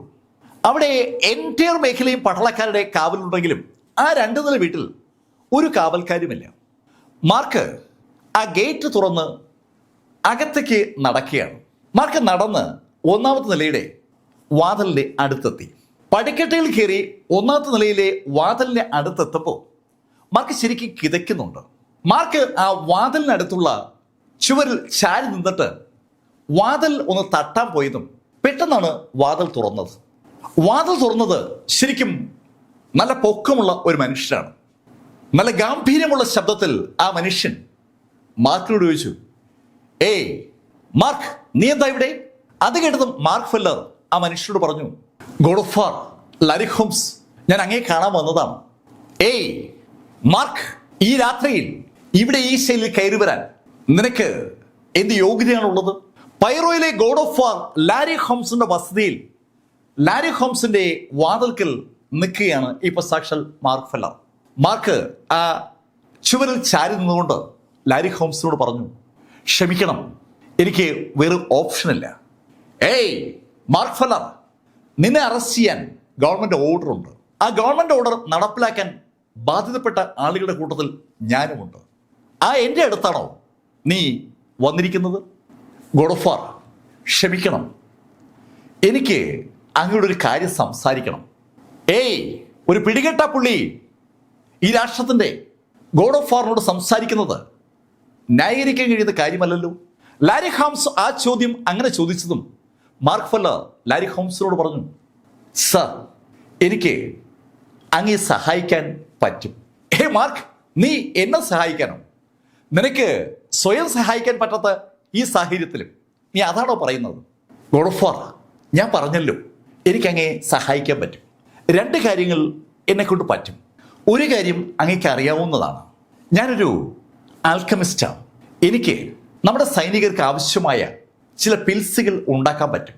ആ പിൽസ് അവരുടെ ശക്തി വർദ്ധിപ്പിക്കും. പൈറോയിലെ സൈനികരുടെ മുഴുവൻ ശക്തി വർദ്ധിപ്പിക്കാൻ ആവശ്യമായ ഒരു മരുന്ന് ഉണ്ടാക്കാൻ മാർക്ക് ഫെല്ലർക്ക് കഴിയുമെന്ന് മാർക്ക് പറഞ്ഞപ്പോൾ ലാരി ഹോംസിന്റെ മുഖത്ത് ഒരു തെളിച്ചുണ്ടായി. ലാരി ഹോംസ് കൗതുകത്തോടെ മാർക്കിനെ അങ്ങനെ നോക്കുമ്പോൾ മാർക്ക് ലാരി ഹോംസിനോട് പറഞ്ഞു, ഗോഡ്ഫാർ, ഇനി ഒരു കാര്യം കൂടി എനിക്ക് ചെയ്യാൻ പറ്റും. എനിക്ക് ഒരു ബ്രീത്തിങ് എക്സസൈസ് അറിയാം. നമുക്ക് ചുറ്റുമുള്ള സ്പിരിച്വൽ എനർജി സാധാരണക്കാർക്ക് സാധാരണഗതിയിൽ സ്വീകരിക്കാൻ പറ്റാറില്ല. അവർക്ക് സ്പിരിച്വൽ എനർജി അവരുടെ ശരീരത്തിലേക്ക് കയറ്റാൻ ഒരു ബ്രീത്തിങ് എക്സസൈസ് ഉണ്ട്. അത് ഞാൻ നമ്മുടെ സൈനികരെ പഠിപ്പിക്കാം. മാർക്ക് ഫെല്ലർ ആ ബ്രീത്തിങ് എക്സസൈസ് ഒരേ ഒരാളെ പഠിപ്പിച്ചിട്ടുള്ളൂ. അത് നീൽ ഫ്ലെമിങ്ങിനെയാണ്. നീൽ ഫ്ലെമിങ്ങിനും മാർക്കിനും മാത്രം അറിയാവുന്ന ആ ബ്രീത്തിങ് എക്സസൈസ് പൈറോയിലെ മുഴുവൻ സൈനികരെയും പഠിപ്പിക്കാമെന്ന് മാർക്ക് ഫെല്ലർ പറഞ്ഞപ്പോൾ ലാരി ഹോംസിന്റെ കണ്ണുകളിൽ ഒരു തിളക്കമുണ്ട്. ലാരി ഹോംസിന്റെ ജീവിതം പൈറോയ്ക്ക് വേണ്ടി സമർപ്പിച്ചിരിക്കുന്നതാണ്. അയാളുടെ ലക്ഷ്യം പൈറോയെ ശരിക്കും സുരക്ഷിതമായി നിലനിർത്തുക എന്നുള്ളതാണ്. പൈറോയുടെ സുരക്ഷയ്ക്ക് സ്വാഭാവികമായും ശക്തമായ സൈന്യം വേണം. ആ സൈനികരുടെ കപ്പാസിറ്റി ഉയർത്താൻ കഴിയുന്ന എന്ത് പരിപാടി ചെയ്യാനും ലാരി ഹോംസ് ഒരുക്കമാണ്. മാർക്ക് ഫെല്ലർ പറഞ്ഞത് കേട്ടതും ലാരി ഹോംസ് മാർക്കിനോട് പറഞ്ഞു, ഏയ് മാർക്ക്, നിന്നെ ഞാൻ ഇപ്പൊ പിടിച്ച് ജയിലിലാക്കിയാൽ നീ ഈ പറയുന്ന കാര്യങ്ങളൊക്കെ ഈസി ആയിട്ട് എനിക്ക് നിന്റെ കയ്യിൽ നിന്ന് നേടാൻ പറ്റും. അങ്ങനെ ഇരിക്കെ ഞാൻ നീ തമ്മിൽ ഒരു ചർച്ചയുടെ ആവശ്യമില്ലല്ലോ. അത് കേട്ടപ്പോൾ ചിരിച്ചുകൊണ്ട് മാർക്ക് ലാരി ഹോംസിനോട് പറഞ്ഞു, സർ, അങ്ങൊന്ന് ശ്രമിച്ചു നോക്ക്, അതിനകത്ത് എല്ലാം ഉണ്ട്. മാർക്ക് ഫെല്ലറെ കൊന്നാലും മാർക്ക് ഫെല്ലർ അവനറിയാവുന്ന ബ്രീത്തിങ് എക്സസൈസ് മറ്റൊരാൾക്ക് പഠിപ്പിച്ചു കൊടുക്കത്തില്ല. അതുപോലെ തന്നെയാണ് മാർക്ക് അവനറിയാവുന്ന ആ മരുന്ന് നിർമ്മാണം വേറൊരാൾക്ക് പറഞ്ഞു കൊടുക്കത്തുമില്ല. മാർക്കിനെ ഭേദ്യം ചെയ്ത് കൊല്ലാക്കൊല ചെയ്ത് മാർക്കിന്റെ കയ്യിൽ നിന്ന് ആ അറിവുകൾ നേടാമെന്ന് ആരെങ്കിലും വിചാരിച്ചാൽ അത് നടക്കില്ല എന്നർത്ഥം. അത് കേട്ടതും ലാരി ഹോംസ് മാർക്കിനോട് ചോദിച്ചു, നീ എന്താ എന്നെ വെല്ലുവിളിക്കുകയാണോ? ലാരി ഹോംസ് അങ്ങനെ ചോദിച്ചതും രണ്ടാമത്തെ നിലയിൽ നിന്ന് ഒരു ശബ്ദം, ഹലോ കമാൻഡർ ഹോംസ്, അവനങ്ങനെ ഭയപ്പെടുത്താതെ, അവനാകെ പരിക്കേറ്റിരിക്കുകയാണ്. നല്ല പരിചയമുള്ള മുഴക്കമുള്ള ആ ശബ്ദം രണ്ടാമത്തെ നിലയിൽ നിന്ന് കേട്ടപ്പോൾ മാർക്ക് അമ്പരപ്പോടെ ആ വാതിലിലൂടെ അകത്തേക്ക് നോക്കിയാണ്. അത് കണ്ടതും ലാരി ഹോംസ് മാർക്കിനോട് പറഞ്ഞു, ബാ, ഇനി ഇവിടെ നിൽക്കണ്ട. അങ്ങനെ പറഞ്ഞുകൊണ്ട് ലാരി ഹോംസ് മാർക്കിനെ അകത്തേക്ക് വിളിച്ചു. അകത്തേക്ക് വിളിച്ചപ്പോൾ അതുവരെ ലാരി ഹോംസിനുണ്ടായിരുന്ന ആ ഒരു ഗാംഭീര്യം പതുക്കെ കുറയുകയാണ്. ശരിക്കും വളരെ വെയിറ്റിട്ട് സംസാരിക്കുകയായിരുന്നു ലാരി ഹോംസ്. അകത്തേക്ക് നടക്കുമ്പോൾ മാർക്കിനും അത് ബോധ്യമായി. മാർക്ക് അകത്തേക്ക് അടക്കുമ്പോൾ തന്നെ മാർക്ക് രണ്ടാമത്തെ നിലയിൽ നിൽക്കുന്ന സാക്ഷാൽ പൗരി മാസ്റ്ററെ കാണുന്നുണ്ട്. പൗരി മാസ്റ്ററെ കണ്ടപ്പോൾ മാർക്കിന് ഭയങ്കര അതിശയം. ഈ രാത്രിയിൽ പൗരി മാസ്റ്റർ ഇവിടെ ഈ ന്യൂ സെലസ്ട്രൽ മിലിറ്ററി ഡിസ്ട്രിക്റ്റിൽ എങ്ങനെ എത്തി? അനവധി ചോദ്യങ്ങൾ മാർക്കിന്റെ മനസ്സിലേക്ക് കടന്നു വരുന്നുണ്ട്. അല്പസമയം കഴിഞ്ഞതും മാർക്കും പൗലി മാസ്റ്ററും ലാരി ഹോംസും അടുത്തടുത്തുള്ള സീറ്റുകൾ ഇരിപ്പുറപ്പിച്ചു. മാർക്കിന് നല്ല ചൂട് ചായ പകർന്നു കൊടുത്ത് പൗലി മാസ്റ്ററോട് മാർക്ക് ചോദിച്ചു, പൗലി മാസ്റ്റർ, അങ്ങ് എങ്ങനെ ഇവിടെ എത്തി? അതിന് മറുപടി പറഞ്ഞത് ലാരി ഹോംസ് ആണ്. ഏയ് മാർക്ക്, നിന്നെ രക്ഷിക്കാൻ ഈ യുവാന എന്നോട് ആവശ്യപ്പെട്ടപ്പോഴാണ് നീ ഇവിടെ വന്നത്. കമാൻഡർ ഹോംസ്, അങ്ങ് പറഞ്ഞു വരുന്നത് അങ്ങനെ മാർക്ക് ചോദിച്ചതും അതിന് മറുപടിയായിട്ട് സംസാരിച്ചത് പൗലി മാസ്റ്ററാണ്. ഈ മാർക്ക്, നീ ആ മാർഷൽ സെയിന്റ് വെപ്പണെ അതിജീവിക്കുമെന്ന് ഞാൻ കരുതിയിരുന്നല്ല. നീ ആ വെപ്പണിൻ്റെ അറ്റാക്കിൽ വീഴുമെന്ന ഞാൻ കരുതിയത്. അങ്ങനെ അറ്റാക്കിൽ നീ വീഴുമ്പോൾ നിന്നെ ജിങ്ദു മാർഷൽ ആർട്സ് അസോസിയേഷൻ അവരുടെ ജയിലിലേക്ക് കൊണ്ടുവരുമെന്ന് ഞങ്ങൾക്കൊരു കണക്കൂട്ടലുണ്ടായിരുന്നു. ആ സമയത്ത് നിന്നെ രക്ഷിക്കാൻ വേണ്ടി ഇടപെടാനാണ് ഞാൻ കമാൻഡർ ഹോംസിനോട് ആവശ്യപ്പെട്ടിരുന്നത്. അത് കേട്ടപ്പോൾ കമാൻഡർ ഹോംസ് ഒന്ന് ചിരിച്ചു. ശരിക്കും ഇപ്പൊ അമ്പരന്നിരിക്കുന്നത് സാക്ഷാൽ മാർക്ക് ഫെല്ലറാണ്. മാർക്ക് ഫെല്ലർ മനസ്സിൽ കണ്ട കാര്യം ഇതാ പൗലി മാസ്റ്റർ പൈറോയിലെ ഗോഡ് ഓഫ് വാർ ലാരി ഹോംസിനോട് പറഞ്ഞ് ഏർപ്പാട് ചെയ്ത് വെച്ചിരിക്കുകയാണ്. പൗലി മാസ്റ്റർ പറഞ്ഞ വാചകങ്ങൾ കേട്ട ലാരി ഹോംസ് മാർക്കിനോട് പറഞ്ഞു, ഇനിയിപ്പോ അതിന്റെ ആവശ്യമില്ലല്ലോ, നീ അവരുടെ പിടിയിലായില്ലല്ലോ. ലാരി ഹോംസ് ജിങ്ദു മാർഷൽ ആർട്സ് അസോസിയേഷനിൽ ചെന്ന് മാർക്ക് ഫെല്ലറെ മോചിപ്പിക്കുന്ന പരിപാടിയാണ് പ്ലാൻ ചെയ്ത് വെച്ചിരുന്നത്. പക്ഷെ ഇപ്പോൾ അത് വേണ്ടി വന്നില്ല. അത് കേട്ടതും മാർക്ക് ലാരി ഹോംസിനോട് പറഞ്ഞു, കമാൻഡർ ഹോംസ്, അങ്ങനെ അല്ല, ഞാൻ ജിങ്ദു മാർഷൽ അസോസിയേഷന് പിടികൊടുക്കാൻ പോവുകയാണ്. മാർക്ക് അങ്ങനെ പറഞ്ഞതും രണ്ടുപേരും ഒരുമിച്ച് ചോദിച്ചു പോവുകയാണ്, ഏയ് മാർക്ക്, നീ എന്തായി പറയുന്നത്? പൗലി മാസ്റ്റർ വല്ലാതെ അമ്പരപ്പോഴാണ് ചോദിക്കുന്നത്. പൗലി മാസ്റ്റർ, ക്ഷമിക്കണം, എനിക്ക് മടുത്തു. ഇങ്ങനെ എത്ര എന്ന് വെച്ചാൽ ഓടുക. ജിങ്ദു മാർഷൽ ആർട്സ് അസോസിയേഷനും ഭയന്ന് മാർക്ക് ഓടിക്കൊണ്ടേയിരിക്കുകയാണ്. എത്ര നാളെന്ന് വെച്ചാൽ ഇങ്ങനെ ഓടിക്കൊണ്ടിരിക്കുക? അതാണ് മാർക്ക് ചോദിക്കുന്നത്. മാർക്കിന് സ്വതന്ത്രമായി ജീവിക്കാൻ അവസരം ഉണ്ടാകണം. അതിന് മാർക്കിന്റെ മനസ്സിൽ ഒരു ആശയമുണ്ട്. മാർക്ക് ലാരി ഹോംസിനോടും പൗലി മാസ്റ്ററോടായി പറഞ്ഞു, ഞാൻ ഒരു ഐഡിയ ഉണ്ടാക്കിയിട്ടുണ്ട്. ആ ഐഡിയ വളരെ സിമ്പിളാണ്. എന്നെ ജിങ്ദു മാർഷൽ ആർട്സ് അസോസിയേഷൻ പിടികൂടി ജയിലിൽ എത്തിക്കുമ്പോൾ എന്നെ അവിടെ നിന്ന് രക്ഷിക്കണം. ഇതാണ് ഐഡിയ. മാർക്ക്, നീ എന്താ ഉദ്ദേശിക്കുന്നത്? പൗലി മാസ്റ്റർ, ഞാൻ പറഞ്ഞല്ലോ, എനിക്ക് ഓടാൻ വയ്യ, എനിക്ക് എമിലിയെ രക്ഷിച്ചേ പറ്റൂ. അതിന് ഞാനിവിടെ ഉണ്ടാവണം. ഓടിക്കൊണ്ടിരുന്നാൽ എനിക്ക് രക്ഷിക്കാൻ പറ്റില്ല. എനിക്ക് എമിലിയെ രക്ഷിക്കാനുള്ള പ്ലാൻ ഉണ്ടാക്കണമെങ്കിൽ ഞാനിവിടെ ജനമധ്യത്തിൽ വേണം. മാർക്ക് ഫെല്ലർ പറയുന്ന കാര്യം പൗലി മാസ്റ്റർക്കും ലാരി ഹോംസിനും മനസ്സിലാകുന്നുണ്ട്. ലാരി ഹോംസ് മാർക്കിനോട് പറഞ്ഞു, മാർക്ക്, നീ ധൈര്യമായി പിടികൊടുത്തു. നിന്നെ ജിങ്ദു മാർഷൽ അസോസിയേഷനിൽ നിന്ന് ഞാൻ ഉറപ്പായും രക്ഷിച്ചിരിക്കും. പറയുന്നത് പൈറോയിലെ ഗോഡ് ഓഫ് വാർ ആണ്. അത് കേട്ടപ്പോൾ മാർക്കിന് ആ കാര്യം ഉറപ്പാണ്, നടക്കും. പെട്ടെന്ന് മാർക്ക് ലാരി ഹോംസ് ചോദിച്ചു, കമാൻഡർ ഹോംസ്, അങ്ങക്ക് എമിലിയെ കൂടി രക്ഷിക്കാൻ പറ്റില്ലേ? മാർക്ക് അത് ചോദിച്ചതും പൗലി മാസ്റ്റർ ഉറക്കെ മാർക്കിനോട് പറഞ്ഞു, മാർക്ക് സ്റ്റോപ്പ്, നീ എന്താ ചോദിക്കുന്നത്? അങ്ങനെ പൗലി മാസ്റ്റർ ചോദിച്ചതും ലാരി ഹോംസ് മാർക്കിനോട് പറഞ്ഞു, മാർക്ക്, നിന്നെ ഞാൻ രക്ഷിക്കുന്നത് 2 കാരണങ്ങൾ കൊണ്ടാണ്. ഒന്നാമത്തെ കാരണം, നീ ചിൽഷെയറിലെ മിലിറ്ററി ഡിസ്ട്രിക്റ്റിൽ നീ അംഗമാണ്. ഈ രാജ്യത്തെ ഏത് മിലിറ്ററി ഡിസ്ട്രിക്റ്റിൽ ആരംഗമാണെങ്കിലും ആ ആള് എൻ്റെയും കൂടി ആളാണ്. അതുകൊണ്ട് തന്നെ നിന്നെ അറസ്റ്റ് ചെയ്യാനും ചോദ്യം ചെയ്യാനുള്ള അധികാരം പൂർണ്ണമായി എന്നിലാണ് നിക്ഷിപ്തമായിരിക്കുന്നത്. വേറെ ആർക്കും നിന്നിൽ ഒരു അവകാശവുമില്ല. അതുകൊണ്ട് നിന്നെ രക്ഷിക്കാൻ വേണ്ടി ഞാൻ ഇടപെടും. രണ്ടാമത്തെ കാര്യം, നീ പറഞ്ഞ ആ 2 കാര്യങ്ങളാണ്. സൈനികർക്ക് നന്മയുണ്ടാകുന്ന ഏത് കാര്യവും ഞാൻ പ്രൊമോട്ട് ചെയ്യും. നിനക്കറിയാവുന്ന ബ്രീത്തിങ് എക്സസൈസും നിനക്കറിയാവുന്ന മരുന്നുകളും രണ്ടും ഈ രാജ്യത്തിലെ സൈന്യത്തിന് അനിവാര്യമായും ആവശ്യമുണ്ട്. അതുകൊണ്ട് തന്നെ നിന്നെ എന്ത് വില കൊടുത്ത് രക്ഷിക്കുക എന്നുള്ളത് എൻ്റെ ദൗത്യമാണ്. പിന്നെ എമിലി, അത് തികച്ചും പേഴ്സണലാണ്.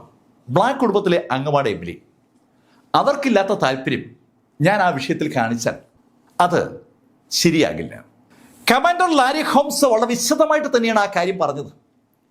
ബ്ലാക്ക് കുടുംബത്തിലെ മൂത്ത പെൺകുട്ടിയായ എമിലി ബ്ലാക്കിനെ ജിങ്ദു മാർഷൽ ആർട്സ് അസോസിയേഷൻ തടവിലിട്ടിരിക്കുകയാണെന്ന് പറഞ്ഞ് നടപടി എടുക്കണമെങ്കിൽ ആദ്യം പരാതി ഉണ്ടാകേണ്ടത് ബ്ലാക്ക് കുടുംബത്തിൽ നിന്നാണ്. അവര് പരാതിപ്പെടാത്തിടത്തോളം കാലം ജിങ്ദു മാർഷൽ ആർട്സ് അസോസിയേഷൻ അകത്ത് കയറി എമിലി ബ്ലാക്കിന് വേണ്ടി ഒരു തിരച്ചിൽ നടത്താൻ ലാരി ഹോംസിന് പറ്റില്ല. ലാരി അയാളുടെ സ്റ്റാൻഡ് വ്യക്തമാക്കി. കാര്യങ്ങൾ വ്യക്തമാക്കിയ ലാരി ഹോംസ് മാർക്കിനോട് പറഞ്ഞു, മാർക്ക്, നീ റെസ്റ്റ് എടുക്ക്, എനിക്ക് ഉറങ്ങാനുള്ള സമയമായി.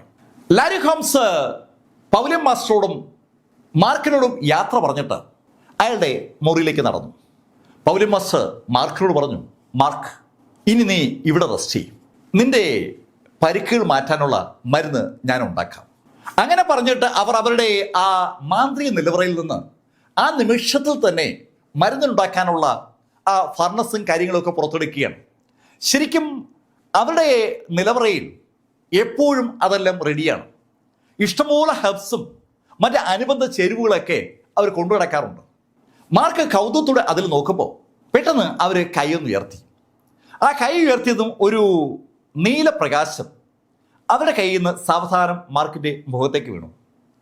ആ പ്രകാശം മാർക്കിൻ്റെ മുഖത്തേക്ക് വീണതും മാർക്ക് പോലും അറിയാതെ മാർക്കിൻ്റെ കണ്ണ് സാവധാനം അടയുകയാണ്. മാർക്ക് സുഖനിദ്രയിലേക്ക് അങ്ങ് പോയി. നല്ല ക്ഷീണമുള്ള മാർക്ക് അതിവേഗം ഉറക്കത്തിലേക്ക് വീഴുകയായിരുന്നു. മാർക്കിനെ യഥാർത്ഥത്തിൽ പൗലോസ് മാസ്റ്റർ ഉറക്കുകയായിരുന്നു എന്ന് പറയാം. മാർക്ക് ഉറങ്ങുന്ന സമയത്ത് അവർ മരുന്നുകൾ ഉണ്ടാക്കി തുടങ്ങി. പിറ്റേന്ന് മുതൽ മാർക്ക് ഫെല്ലർ പൗലോസ് മാസ്റ്ററുടെ ആ നിർദ്ദേശാനുസരണമുള്ള മരുന്നുകൾ കഴിച്ചുകൊണ്ടേയിരിക്കുകയാണ്. ഈ സമയത്ത് ജിങ്ദു മാർഷൽ ആർട്സ് അസോസിയേഷൻ അനവധി ആളുകളെ രംഗത്തിറക്കി കഴിഞ്ഞു. അതിൽ ഒരാൾ പർപ്പിൾ ഡ്രസ്സ് ധരിച്ച ഒരു കക്ഷിയാണ്. ആ കക്ഷി പ്രസിഡന്റ് ക്യൂഷന്റെ മുന്നിലേക്ക് വന്നതും ക്യൂഷൻ എണീറ്റ് അയാളെ വണങ്ങി പോവുകയാണ്. ശരിക്കും പർപ്പിൾ ഡ്രസ്സ് ധരിച്ച ആളുകളെ കമാൻഡ് ചെയ്യാനുള്ള അധികാരം ഹയർ അതോറിറ്റികൾക്ക് മാത്രമേ ഉള്ളൂ. അക്കാര്യം പ്രസിഡന്റ് ക്യൂഷന് അറിയാം. ക്യൂഷന്റെ മുന്നിലേക്ക് വന്ന ആ ആഗതൻ പ്രസിഡന്റ് ക്യൂഷനോട് ചോദിച്ചു, എന്തിനാ പ്രസിഡന്റ് എന്നെ വിളിച്ചു വരുത്തിയത്? ഏയ് ജംഗ്ഷി, എനിക്ക് നിങ്ങളുടെ ഒരു സഹായം ആവശ്യമുള്ളൊരു സമയം എത്തിയിരിക്കുകയാണ്.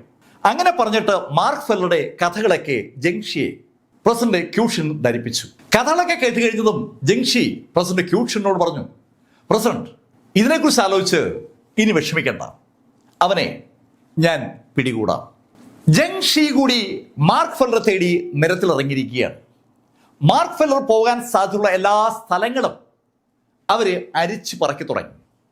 ഇതേ സമയത്ത് തന്നെ ബ്ലാക്ക് കുടുംബത്തിൽ ഷാങ്ഹായ് വല്ലാതെ അസ്വസ്ഥനാണ്. അയാൾക്ക് കൊണ്ട് വിശ്വസിക്കാൻ പറ്റുന്നില്ല. അയാൾ വാർത്തകൾ വായിക്കുകയും അറിയുകയും ചെയ്ത ആ ബ്ലാക്ക് വസ്ത്രധാരി യഥാർത്ഥത്തിൽ മാർക്ക് ഫെല്ലർ ആയിരുന്നു എന്ന് കേട്ടപ്പോൾ ഷാങ്ഹായ് ആകെ നടുങ്ങിയിരിക്കുകയാണ്. ജിന്യാവോ തന്നെ ഷാങ്ഹായോട് പറയുകയും ചെയ്തു, അച്ഛാ, മാർക്ക് ഫെല്ലർ ഇപ്പോൾ എന്നേക്കാൾ ശക്തനാണ്. സത്യത്തിൽ അത് സമ്മതിക്കാൻ എനിക്ക് മടിയുണ്ടെങ്കിൽ പോലും അതൊരു യാഥാർത്ഥ്യമാണ്. ജിന്യാവോ ബ്ലാക്ക് പോലും അത് പറയണമെങ്കിൽ മാർക്ക് ഫെല്ലർ ശരിക്കും ശക്തനാണെന്ന് ഉറപ്പിക്കാം. ഷാങ്ഹായിക്കും അത് മനസ്സിലായി. ഷാങ്ഹായി ജിന്യാവോട് പറഞ്ഞു, ജിന്യാവോ, ഇനി അവൻ നിനക്കൊരു ത്രട്ടാവില്ല. ഞാൻ അവനെ നേരിടാൻ പോവുകയാണ്. ഷാങ്ഹായി ഇതുവരെ ഒരു തമാശ രൂപത്തിലാണ് യഥാർത്ഥത്തിൽ മാർക്ക് ഫെല്ലറെ കണ്ടിട്ടുള്ളത്. മാർക്ക് ഫെല്ലർക്കെതിരെ അയാൾക്ക് ഒരുപാട് തുറുപ്പുചിട്ടുകൾ ഇറക്കാൻ പറ്റും. ആ തുറുപ്പുചിട്ടുകളെല്ലാം അയാൾ ഇറക്കാൻ തീരുമാനിച്ചിരിക്കുകയാണ്. അയാളുടെ മകൻ ജിന്യാവോ ബ്ലാക്ക് അയാളെ സംബന്ധിച്ചിടത്തോളം എല്ലാമാണ്. ജിന്യാവോയ്ക്ക് ഭാവിയിൽ ത്രട്ടാകാൻ സാധ്യതയുള്ള ഒരാളാണ് സാക്ഷാൽ മാർക്ക് ഫെല്ലർ. അതുകൊണ്ട് തന്നെ മാർക്ക് ഫെല്ലറെ അവസാനിപ്പിച്ചേ പറ്റൂ. ജിന്യാവോ ആ തീരുമാനം എടുക്കുമ്പോൾ ഹാൻ കുടുംബത്തിലും ഏതാണ്ട് ഇതുപോലെ തന്നെയാണ് അവസ്ഥ. ഹാൻ കുടുംബത്തിലേക്ക് മടങ്ങിയെത്തിയിരുന്ന ഹാൻ വിൽമൗട്ട് വല്ലാത്ത ടെൻഷനിലാണ്. അവൻ്റെ മനസ്സിൽ ഉറച്ചുപോയ മാർക്ക് ഫെല്ലറുടെ ഭയം ഏതാണ്ട് മറികടന്നു എന്ന് കരുതിയിരിക്കുമ്പോഴാണ് മാർക്ക് ഫെല്ലർ വീണ്ടും ഇതാ അവൻ്റെ മുന്നിൽ പ്രത്യക്ഷപ്പെട്ടത്. ആ പ്രത്യക്ഷപ്പെടലാണെങ്കിലോ ഒരു ഒന്നൊന്നര പ്രത്യക്ഷപ്പെടൽ. 12 ബ്ലാക്ക് ഗോൾഡ് വസ്ത്രധാരികളെയും ഒരു മാർഷൽ സെയിന്റ് വെപ്പണയും അതിജീവിച്ച ആ പ്രത്യക്ഷപ്പെടൽ സങ്കല്പങ്ങൾക്കും അപ്പുറത്താണ്. വിൽമോണ്ടിന്റെ മനസ്സിലേക്ക് ആ കാഴ്ചകൾ പിന്നെ കടന്നു വരികയാണ്. ശക്തരിൽ ശക്തനായി മാർക്ക് ഫെല്ലർ മാറിയിരിക്കുന്നു. മാർക്ക് ഫെല്ലർ കേൾക്കുമ്പോഴേ ഒരു ഭയം വിൽമോണ്ടിന് ഇങ്ങനെ വരികയാണ്. വിൽമോണ്ടിന്റെ ആ ഭയം കണ്ട ഹാൻ ഷിമിങ് അയാളുടെ സ്വാധീനത്തിലുള്ള ആളുകളൊക്കെ മാർക്ക് ഫെല്ലറെ കണ്ടുപിടിക്കാനായിട്ട് രംഗത്തിറക്കി. ജിങ്ദു മാർഷൽ ആർട്സ് അസോസിയേഷന് മാർക്ക് എവിടെയുണ്ടെന്നുള്ള വിവരം കൊടുത്താൽ മതി, അവരാളെ വിട്ട് മാർക്കിനെ കൊന്നോളും. അക്കാര്യം ഷിമിങ്ങിന് അറിയാം. ഷിമിങ് ഹാൻ കുടുംബത്തിന്റെ സകല സോഴ്സുകൾ എടുത്ത് ഉപയോഗിക്കുകയാണ്. പല മേഖലയിലും മാർക്ക് ഫെല്ലർക്ക് എതിർപ്പുകളുണ്ട്. ആ എതിരാളികളൊക്കെയും മാർക്കിനെ തേടി രംഗത്തിറങ്ങി. അതേ സമയത്ത് ന്യൂ സെലസ്ട്രൽ ആർമി ക്യാമ്പിന്റെ ഒത്ത നടുക്ക് സാക്ഷാൽ ഗോഡ് ഓഫ് ലാരി ഹോംസിന്റെ വസതിയിൽ മാർക്ക് ഫെല്ലർ സുഖമായിട്ട് കഴിയുകയാണ്. മാർക്ക് ഫെല്ലർക്ക് ആവശ്യമായ ആഹാരം ഉണ്ടാക്കി കൊടുക്കുന്നതും മരുന്നുകൾ ഉണ്ടാക്കി കൊടുക്കുന്നതൊക്കെ പൗലോസ് മാസ്റ്ററാണ്. പൗലോസ് മാസ്റ്റർ വളരെ കാര്യമായിട്ട് തന്നെ മാർക്ക് ഫെല്ലറെ ചികിത്സിച്ചുകൊണ്ടിരിക്കുകയാണ്. ദിവസങ്ങൾ അതിവേഗം അങ്ങനെ ഓടിപ്പോവുകയാണ്. ഏകദേശം ഒരാഴ്ചയായപ്പോൾ മാർക്കിന് താൻ ആരോഗ്യം പൂർണ്ണമായും വീണ്ടെടുത്തെന്ന് ഉറപ്പായി. മാർക്ക് പൗലോസ് മാസ്റ്ററോട് പറഞ്ഞു, പൗലോസ് മാസ്റ്റർ, ഇപ്പോൾ ഞാൻ ഓക്കെ ആയി. ഇനി ഞാൻ പറഞ്ഞ കാര്യം ചെയ്യാനുള്ള സമയമാണ്. മാർക്ക്, നീ ജിന്ദു മാർഷൽ അസോസിയേഷന്റെ പിടിയിലായാൽ ഉറപ്പായും നിന്നെ രക്ഷിക്കാൻ കമാൻഡർ ഹോംസ് ഇടപെടും. അങ്ങനെ പൗലോസ് മാസ്റ്റർ പറഞ്ഞതും മാർക്ക് പൗലോസ് മാസ്റ്റർ ചോദിച്ചു, ഉറപ്പാണല്ലോ അല്ലേ? ഏയ് മാർക്ക്, നീ അക്കാര്യത്തിൽ സംശയിക്കണ്ട. കമാൻഡർ ഹോംസ് ഒരു കാര്യം പറഞ്ഞാൽ അത് ചെയ്തിരിക്കും. കമാൻഡർ ലാരി ഹോംസിനെ കുറിച്ച് പൗലോസ് മാസ്റ്റർ യുവാനയ്ക്ക് ഒരു വിലയിരുത്തലുണ്ട്. ആ വിലയിരുത്തലിന്റെ അടിസ്ഥാനത്തിലാണ് അവർ അക്കാര്യം മാർക്കിനോട് പറഞ്ഞത്. മാർക്ക് പൗലോസ് മാസ്റ്ററോട് യാത്ര പറഞ്ഞ് ആ വീട്ടിൽ നിന്ന് ഇറങ്ങാൻ പോയതും തിരിഞ്ഞ് പൗലോസ് മാസ്റ്ററോട് ചോദിച്ചു, പൗലോസ് മാസ്റ്റർ, ഞാൻ ഒരു കാര്യം ചോദിക്കട്ടെ? മാർക്ക്, നീ ചോദിച്ചോ. പൗലോസ് മാസ്റ്റർ, എന്നെ കാര്യമായി സംരക്ഷിക്കുകയും രക്ഷിക്കുകയും എനിക്ക് വേണ്ടി പോരാടുകയൊക്കെ ചെയ്യുന്നത് ഞാൻ നിരീക്ഷിക്കുന്നുണ്ട്. എന്നെ ഒരു പരിചയമുള്ള ആളല്ല അങ്ങ്. എന്നിട്ടും എന്തേ അങ്ങ് എന്നെ ഈ ശൈലിയിൽ സംരക്ഷിക്കുന്നു? പൗലോസ് മാസ്റ്ററോട് മാർക്ക് ആ ചോദ്യം ചോദിച്ചതും പൗലോസ് മാസ്റ്റർ അല്പനേരം മാർക്കിനെ തന്നെ അങ്ങനെ നോക്കി നിന്നു. അതിനുശേഷം മാർക്കിനെ നോക്കി ഒന്ന് പുഞ്ചിരിച്ചു. അതിന് മറുപടി പറയാൻ അവർക്ക് താല്പര്യമില്ല എന്ന് ആ പുഞ്ചിരി വിളിച്ചു പറയുകയാണ്. പൗലോസ് മാസ്റ്റർക്ക് മാർക്കിനെ രക്ഷിക്കാൻ അവരുടേതായ ഒരു കാരണമുണ്ട്. അതുകൊണ്ടായിരിക്കാം അവർ രക്ഷിക്കുന്നത്. അല്ലെങ്കിൽ ആ പുഞ്ചിരിക്ക് തൻ്റെതായ ഒരു അർത്ഥം മാർക്ക് കണ്ടുപിടിക്കണം. എന്തായാലും മാർക്കിന് ഒരു കാര്യം മനസ്സിലായി, പൗലോസ് മാസ്റ്റർ ആ ചോദ്യത്തിന് ഉത്തരം പറയില്ല. എന്തായിരിക്കാം ആ ഉത്തരമെന്ന് ആലോചിച്ചുകൊണ്ട് മാർക്കിനെ ഇറങ്ങുമ്പോൾ പൗലോസ് മാസ്റ്റർ മാർക്കിനോട് പറഞ്ഞു, മാർക്ക്, അതൊക്കെ നീ വിട്ടേക്ക്, നീ ശ്രദ്ധിക്കണേ. അത് കേട്ടപ്പോൾ മാർക്ക് ചിരിച്ചു. പൗലോസ് മാസ്റ്റർ, ഞാൻ ശ്രദ്ധിച്ചാൽ പിന്നെ ഈ ജിന്ദു മാർഷൽ ആർട്സ് അസോസിയേഷൻ എന്നെ എങ്ങനെ പിടികൂടും? അതൊരു ചോദ്യമാണ്. മാർക്ക് ഫെല്ലറെ പിടികൂടാൻ മാർക്ക് തന്നെ ഒരു അവസരം ഉണ്ടാക്കിയാലേ പറ്റൂ. മാർക്ക് ജിന്ദു മാർഷൽ ആർട്സ് അസോസിയേഷനിലെ ആരുടെ ശ്രദ്ധയപ്പെടാതെ നടന്നാൽ അവരെങ്ങനെ മാർക്കിനെ പിടികൂടും? മാർക്കിന്റെ ചോദ്യം കേട്ടപ്പോൾ പൗലോസ് മാസ്റ്റർ അറിയാതെ ചിരിച്ചു പോവുകയാണ്. മാർക്ക് ന്യൂ സെലസ്റ്റിൽ നിന്ന് നേരെ പോയത് ചിൽഷെയറിലേക്കാണ്. ചിൽഷെയറിലെത്തിയ മാർക്ക് ആദ്യം എത്തിയത് റിച്ചാർഡ് ഊവിൻ്റെ വീട്ടിലാണ്. റിച്ചാർഡ് ഊവിൻ്റെ വീട്ടിൽ മാർക്ക് എത്തുമ്പോൾ റിച്ചാർഡ് ഊ ഒരു കസേരയിൽ അങ്ങനെ ചാരി ഇരിക്കുകയാണ്. ഒറ്റയ്ക്കിരിക്കുന്ന ഊവിൻ്റെ മുന്നിൽ ഒരു ചെറിയ വൈൻ ഗ്ലാസ് ഉണ്ട്. അയാൾ വല്ലാതെ നിരാശനാണ്. റിച്ചാർഡ് ഊവിനെ ആ ശൈലിയിൽ ഇതിനു മുമ്പ് മാർക്ക് കണ്ടിട്ടില്ല. മാർക്ക് റിച്ചാർഡ് ഊവിനെ കണ്ടതും പെട്ടെന്ന് ചോദിച്ചു, ഏയ് അങ്കിൾ ഊ, എന്താ ഇത്? മാർക്കിന്റെ ശബ്ദം കേട്ടപ്പോഴാണ് മാർക്ക് ആ മുറിയിലേക്ക് കടന്നു വന്ന വിവരം പോലും ഊ അറിയുന്നത്. അയാൾ ഏതോ സ്വപ്ന ലോകത്തായിരുന്നു. മാർക്കിനെ കണ്ടതും ഊ അറിയാതെ ചോദിച്ചു പോകണ്, മാർക്ക്, നീ ഇവിടേക്ക് വന്ന ആരെങ്കിലും കണ്ടായിരുന്നോ? ഇല്ല, എന്തു പറ്റി? അങ്ങനെ മാർക്ക് ചോദിച്ചതും റിച്ചാർഡ് ഓടിച്ചെന്ന് ആ വാതിലും കടച്ചു.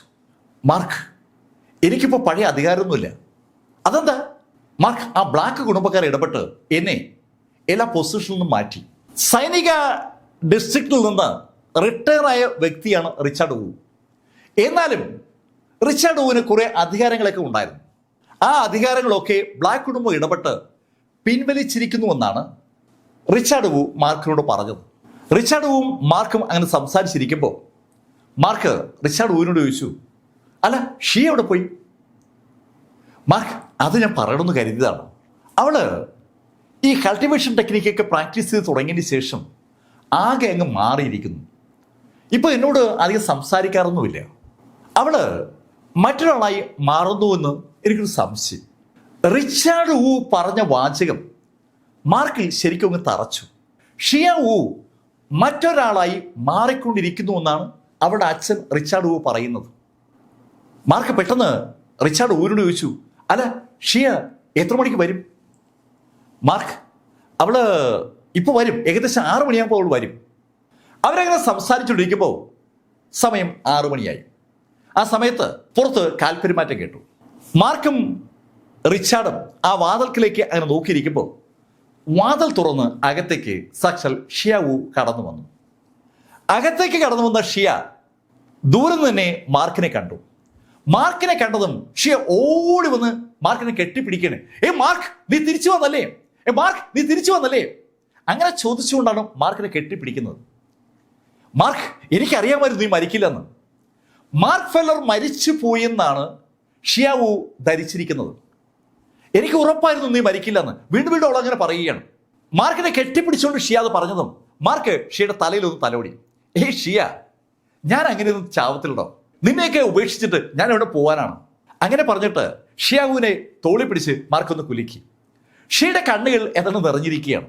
മാർക്ക് ഫെല്ലറും ഷിയയും തമ്മിൽ അടുപ്പം കണ്ടപ്പോൾ ശരിക്കും ഒരു സന്തോഷം റിച്ചാർഡ് ഊവിനുണ്ടായി. എത്രയോ നാളുകൾക്ക് ശേഷമാണ് അയാളുടെ മകൾ ചിരിച്ച് അയാൾ കാണുന്നത്. ഷിയ മാർക്കിനോട് പറഞ്ഞു, ബാ, എനിക്ക് മാർക്കിനോട് കാര്യം സംസാരിക്കാനുണ്ട്. അങ്ങനെ പറഞ്ഞുകൊണ്ട് ഷിയ മാർക്കിനെ വിളിച്ചുകൊണ്ട് അവളുടെ മുറിയിലേക്ക് പോയി. അവിടെ മുറിയിലേക്ക് കയറിയതും മാർക്ക് അവളോട് ചോദിച്ചു, ഷിയ, ഞാൻ നിന്നോട് ചോദിക്കണം എന്ന് കരുതാണ്. നിന്റെ കയ്യിൽ ആ മാസ്ക് ഇപ്പോഴും ഉണ്ടല്ലേ? ഉണ്ട് മാർക്ക്, എൻ്റെ കയ്യിൽ തന്നെ ഉണ്ട്. ആ മാസ്കിനെ കുറിച്ച് പറയാനാണ് ഞാൻ മാർക്കിനെ ഇങ്ങോട്ട് വിളിച്ചത്. എന്താ ഷിയ? മാർക്ക്, ഞാൻ ആ മാസ്ക് എടുത്ത് ധരിക്കുമ്പോൾ എനിക്ക് എന്തൊക്കെയോ തോന്നുന്നു.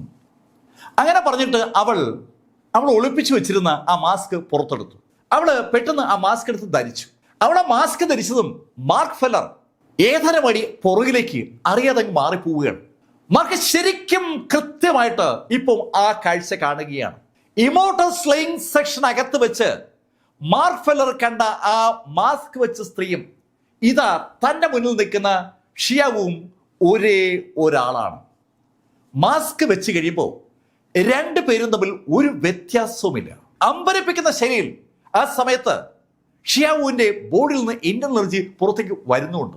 വല്ലാത്തൊരു പ്രഷർ ആ ഇന്റർണൽ എനർജി ആ മുറിയിൽ സൃഷ്ടിക്കുകയും ചെയ്യുന്നുണ്ട്. മാർക്ക് ഭയന്ന് പിന്മാറുന്നത് കണ്ട ഷിയ പെട്ടെന്ന് മുഖംമൂടി വലിച്ചു മാറ്റിയിട്ട് മാർക്കിനോട് ചോദിച്ചു, മാർക്ക്, എന്തു പറ്റി? മാർക്ക് ശരിക്കും കിതയ്ക്കുന്നുണ്ട്. മാർക്ക് ഷിയോട് ചോദിച്ചു, ഷിയ, ഈ മുഖംമൂടി ധരിക്കുമ്പോൾ നിനക്ക് എന്തെങ്കിലും പ്രശ്നം ഫീൽ ചെയ്യുന്നുണ്ടോ? മാർക്ക്, അതാ ഞാൻ പറയാൻ വന്നത്. ഈ മുഖംമൂടി ധരിക്കുമ്പോൾ ഞാനല്ലാതായി മാറുന്ന പോലെ ഒരു ഫീല്. ഞാൻ വേറെന്തൊക്കെയോ കാണുകയും കേൾക്കുകയും ചെയ്യുന്നുണ്ട്. ഞാൻ മറ്റെന്തൊക്കെയോ ആകുന്ന പോലെ എനിക്ക് തോന്നുന്നുണ്ട്. അത് പോട്ടെ.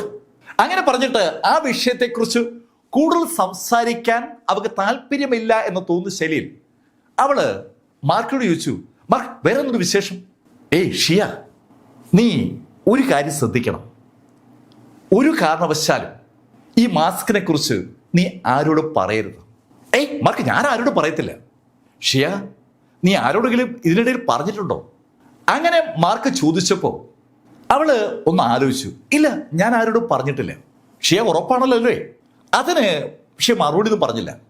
മാർക്ക് ഷിയോട് പറഞ്ഞു, ഷിയ, ഞാൻ വീണ്ടും പറയുന്നു, ഈ മാസ്ക് നീ കളയരുത്.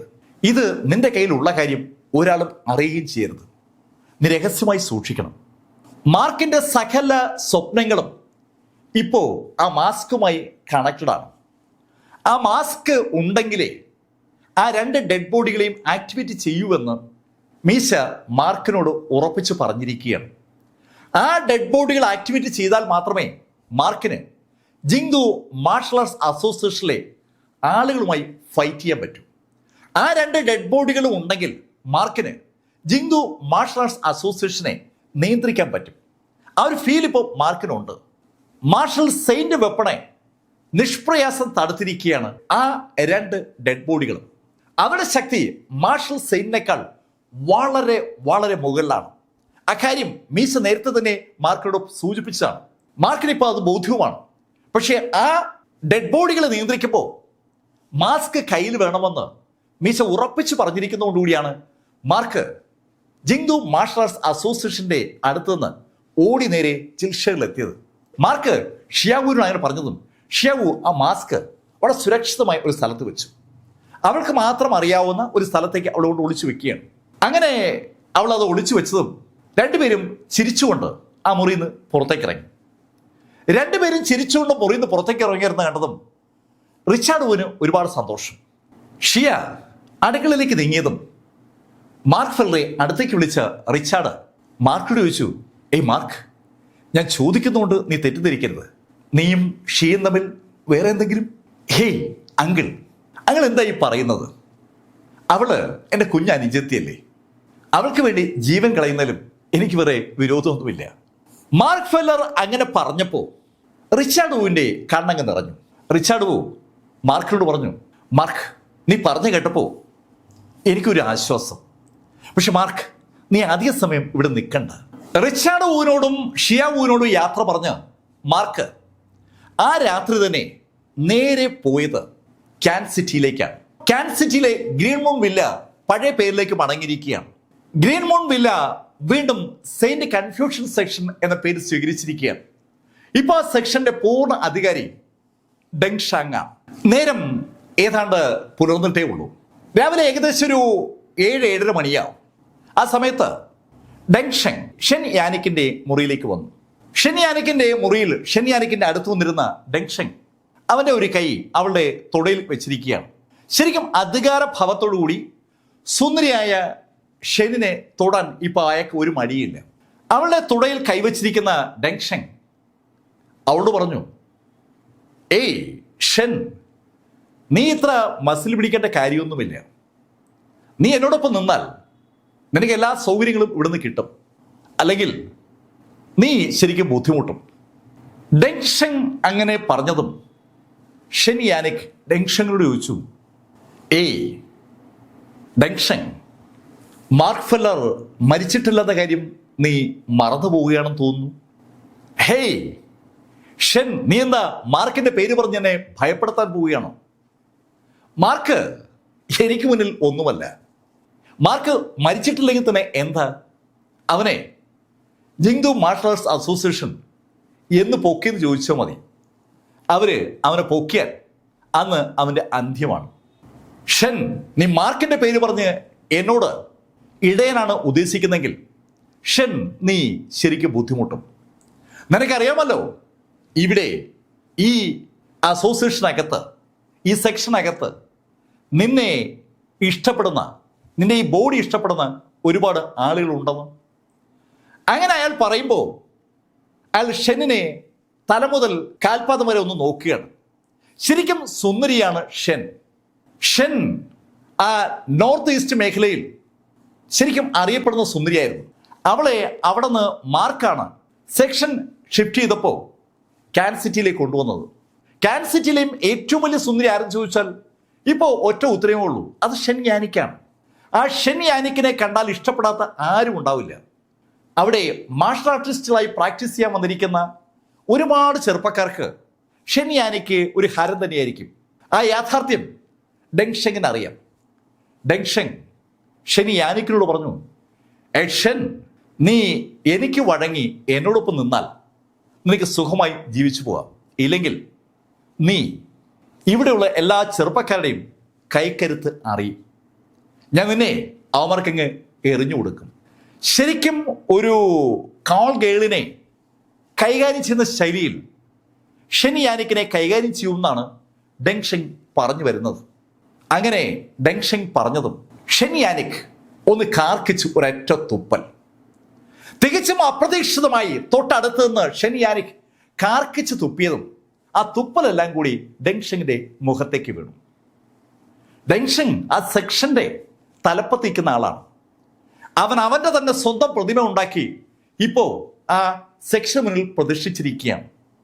സകല ആളുകളും ഡെങ് ഷെങ് സ്തുതികൾ ദിവസം പാടാൻ നിർബന്ധരായിരിക്കുന്ന ഒരു സെക്ഷന്റെ തലപ്പത്താണ് ഡെങ് ഷെങ് ഇരിക്കുന്നത്. ഡെങ് ഷെങ്ങിന്റെ ആരാധകരെ ആ സെക്ഷനിലുള്ളൂ. അവനെ പ്രൊട്ടക്ട് ചെയ്യാനായിട്ട് ജിങ്ദു മാർഷൽ ആർട്സ് അസോസിയേഷൻ തന്നെ ഉണ്ട്. ആ ഡെങ് ഷെങ്ങിന്റെ മുഖത്തേക്കാണ് ഷെൻ യാനിക് കാർക്കിച്ച് തുപ്പിയത്.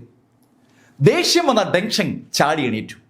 അവൻ ഷെൻ യാനിക്കിന്റെ മുടി പിടിച്ചു വലിച്ച് അവളെയും കൊണ്ട് മുറിക്ക് പുറത്തേക്ക് ഇറങ്ങുകയാണ്. പരസ്യമായി സകല ചെറുപ്പക്കാരെയും കണ്ടുകൊണ്ട് നിൽക്കെ അവളെ റേപ്പ് ചെയ്യുമെന്ന് പറഞ്ഞുകൊണ്ടാണ് അവൻ അവളെ വലിച്ചിറക്കുന്നത്. മുടി കുത്തിപ്പിടിച്ച് അവളെയും കൊണ്ട് പുറത്തിറങ്ങിയ ഡെങ് ഷെങ് പുറത്തേക്ക് വെച്ച കാല് തറയിൽ ചവിട്ടാനാകാതെ അങ്ങനെ നിന്നു പോവുകയാണ്. തൊട്ടു മുന്നിൽ സാക്ഷാൽ മാർക്ക് ഫെല്ലർ അങ്ങനെ നിൽക്കുകയാണ്. മാർക്ക് ഫെല്ലറെ കണ്ടതും അറിയാതെ അവൻ ഷെൻ യാനിക്കിന്റെ തലേന്ന് കൈയെടുത്തു. മാർക്കിനെ കണ്ടതും ഡെങ്ങിനെ തള്ളിയിട്ട് ഷെൻ ഓടി മാർക്കിൻ്റെ അടുത്തേക്ക് വന്നു. ശരിക്കും അവൾക്ക് ശ്വാസം നേരെ വീണിരിക്കുകയാണ്. മാർക്കിൻ്റെ അടുത്തേക്ക് ഷെൻ ഓടിയെത്തിയതും മാർക്ക് ഫെല്ലർ കാലിൽ നിവർത്തി ഒരു ഒറ്റ ചവിട്ട്. എന്താണ് സംഭവിക്കുന്നതെന്ന് ഡെങ് ഷെങ്ങിന് മനസ്സിലാക്കി മുമ്പ് മാർക്കിൻ്റെ കാല് ഡെങ് ഷെങ്ങിൻ്റെ വയറ്റിൽ പതിച്ചു കഴിഞ്ഞു. ചവിട്ടേറ്റ് ഡെങ് ഷെങ് ശരിക്കും അങ്ങ് പറന്നു പോവുകയാണ്.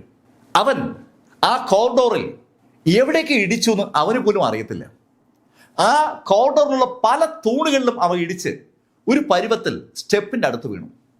മാർക്ക് അവൻ്റെ തൊട്ടടുത്തേക്ക് നടന്നെത്തി. തൻ്റെ അടുത്തേക്ക് നടന്നു വരുന്ന മാർക്കിനോടായി ഡെങ് ഷെങ് പറഞ്ഞു, മാർക്ക്, എന്നെ തുടരുത്, എന്നെ തൊട്ടാൽ. അങ്ങനെ ചോദിച്ചതും മാർക്ക് ഫെല്ലർ അവൻ്റെ കോളർ പിടിച്ച് തൂക്കിയെടുക്കുകയാണ്. തൂക്കിയെടുത്ത മാർക്ക് അവനെ വലിച്ചിഴച്ചുകൊണ്ട് ആ പടിയിലൂടെ താഴോട്ടിറങ്ങി. മാർക്ക് ഫെല്ലർക്കൊപ്പം ഷെൻ യാനിക്കും ഉണ്ട്. അവർ രണ്ടും കൂടി അങ്ങനെ നടക്കുമ്പോൾ രാവിലെ നേരം പുലർന്ന് ആളുകളൊക്കെ ആദ്യത്തെ സെക്ഷൻ പ്രാക്ടീസ് കഴിഞ്ഞിട്ട് അവരവരുടെ മുറിയിലേക്ക് വരുന്ന സമയമാണ്. അവരെല്ലാവരും ആ കാഴ്ച കണ്ടു. ഡെങ് ഷെങ്ങിനെ വലിച്ചിഴച്ചുകൊണ്ട് സാക്ഷാൽ മാർക്ക് ഫെല്ലർ നടന്നു വരുന്ന കാഴ്ചയാണ് അവർ കണ്ടത്. ആ കാഴ്ചകളുടെ എല്ലാവരും കൂടെ കൂടുകയാണ്. മാർക്ക് അവനെ കൊണ്ട് നേരെ എത്തിയത് ആ സെൻട്രൽ സ്ക്വയറിലാണ്. അവിടെ ഡെങ് ഷെങ്ങിന്റെ കൂറ്റൻ പ്രതിമയുണ്ട്. ആ പ്രതിമയുടെ അടുത്തായി എത്തിയ മാർക്ക് ഒന്ന് തിരിഞ്ഞു നോക്കുമ്പോൾ എല്ലാ ആളുകളും ആ സെൻട്രൽ സ്ക്വയറിലേക്ക് എത്തിക്കഴിഞ്ഞു. മുഴുവൻ ആളുകളെയും ഒന്ന് നോക്കിയിട്ട് മാർക്ക് ഫെല്ലർ ഉറക്കെ പറഞ്ഞു, ഇവിടെ സെക്ഷൻ ലീഡർ ഷെൻ യാനിക്കാണ്. ഷെൻ യാനിക്കിനെ അനുസരിക്കാത്ത ആളുകൾക്ക് എന്താണ് സംഭവിക്കുന്നതെന്ന് നിങ്ങൾ നിങ്ങളുടെ കണ്ണുകൊണ്ട് കാണണം. അങ്ങനെ പറഞ്ഞിട്ട് മാർക്ക് ഫെല്ലർ കൈ നിവർത്തി ഒരു അറ്റിയാടി. ഡെങ് ഷെങ്ങിന് മാർക്കിനോട് മാപ്പെന്ന് പറയാനുള്ള സമയം പോലും കിട്ടിയില്ല. അതിനു മുമ്പ് മാർക്ക് ഫെല്ലറുടെ കൈ ഡെങ് ഷെങ്ങിൻ്റെ തലയിൽ പതിഞ്ഞു. ആ തല ചിന്നിച്ചിതറി. ശരിക്കും അമ്പരപ്പിക്കുന്ന വേഗതയിൽ മാർക്ക് ഫെല്ലർ ഡെങ്ങിൻ്റെ തല അടിച്ച് ചിതറിക്കുകയായിരുന്നു. ആ കാഴ്ച കണ്ടുകൊണ്ട് നിൽക്കുന്ന ആ മുഴുവൻ മാർഷൽ ആർട്ടിസ്റ്റുകളായി മാർക്ക് പറഞ്ഞു, ഇന്നു മുതൽ ഈ സെക്ഷന്റെ പേര് ഗ്രീൻ മൂൺ വില്ല എന്നാണ്. അങ്ങനെ പറഞ്ഞിട്ട് മാർക്ക് കൈ ഒന്ന് അനക്കിയതും മാർക്കിന്റെ കയ്യിൽ നിന്ന് ഒരു പ്രകാശം അവിടെയുള്ള ആ കൂറ്റൻ പ്രതിമയിലേക്ക് വീണു. ആ നിമിഷത്തിൽ ഡെങ് ഷെങ്ങിന്റെ ആ പ്രതിമ കഷ്ണം കഷ്ണമായി ചിതറി. മാർക്ക് എല്ലാവരോടായി പറഞ്ഞു, ഞാൻ ഒരിക്കൽ കൂടി ആവർത്തിക്കുന്നു, ഇത് ഗ്രീൻ മൂൺ വില്ലയാണ്. ഇതിന്റെ സെക്ഷൻ മാസ്റ്റർ ഷെൻ യാനിക്കാണ്. ആർക്കെങ്കിലും അഭിപ്രായ വ്യത്യാസമുണ്ടെങ്കിൽ അത് ഇപ്പൊ പറയണം.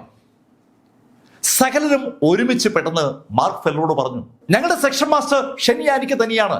സെക്ഷൻ മാസ്റ്റർ ഷെൻ കി ജയ്. ശരിക്കും അവസരത്തിനൊത്ത് മാറാനുള്ള അനുയായികളുടെ ആ ഒരു ശീലം അവരവിടെ പ്രകടിപ്പിച്ചതാണ്. മാർക്ക് അവിടെ നിന്ന് നേരെ ന്യൂ സെലസ്റ്റിലേക്ക് തിരിച്ചു. മാർക്കിന് ഒരുപാട് ഐഡിയകളുണ്ട്. ആ ഐഡിയകൾ നടപ്പിലാക്കാനായി മാർക്ക് ആദ്യം ജിങ്ദു മാർഷൽ ആർട്സ് അസോസിയേഷന്റെ തടവിലാവണം. അതിനുവേണ്ടിയാണ് മാർക്ക് ജിങ്ദു മാർഷൽ ആർട്സ് അസോസിയേഷന്റെ കേന്ദ്രം സ്ഥിതി ചെയ്യുന്ന ആ സ്ഥലത്തേക്ക് എത്തുന്നത്. ന്യൂ സെലസ്റ്റിൽ മടങ്ങിയെത്തിയ മാർക്കിന്റെ ലക്ഷ്യം മാർക്കിനെ ഷിയ ഹാങ്റയെ കൊണ്ട് പിടിപ്പിക്കുക എന്നുള്ളതാണ്. ഷിയ ഹാങ്റെ പെട്ടെന്ന് മാർക്കിനെ പിടികൂടിയാൽ അത് ചിലപ്പോൾ സംശയാസ്പദമാകും എന്ന് തോന്നിയപ്പോൾ മാർക്ക് നേരെ യാൻ ഗസ്മാന്റെ വസയിലേക്ക് തിരിച്ചു. മാർക്ക് യാൻ ഗസ്മാന്റെ വസയിലെത്തുമ്പോൾ ഗസ്മാൻ ഒരു സോഫയിൽ അങ്ങനെ ചാരിക്കിടക്കുകയാണ്. കഥയുടെ ഈ ഭാഗം ഞാൻ അവസാനിപ്പിക്കുന്നു. അടുത്ത ഭാഗവുമായി അടുത്ത ദിവസം നമുക്ക് വീണ്ടും കാണാം. ഇതുവരെ മാർക്ക് ഫെല്ലറുടെ കഥ നിങ്ങളോട് പറഞ്ഞത് എം ലൈഫിൽ നിന്ന് BS ചന്ദ്രമോഹൻ. കമന്റിൽ ചെയ്യുക. Thank you.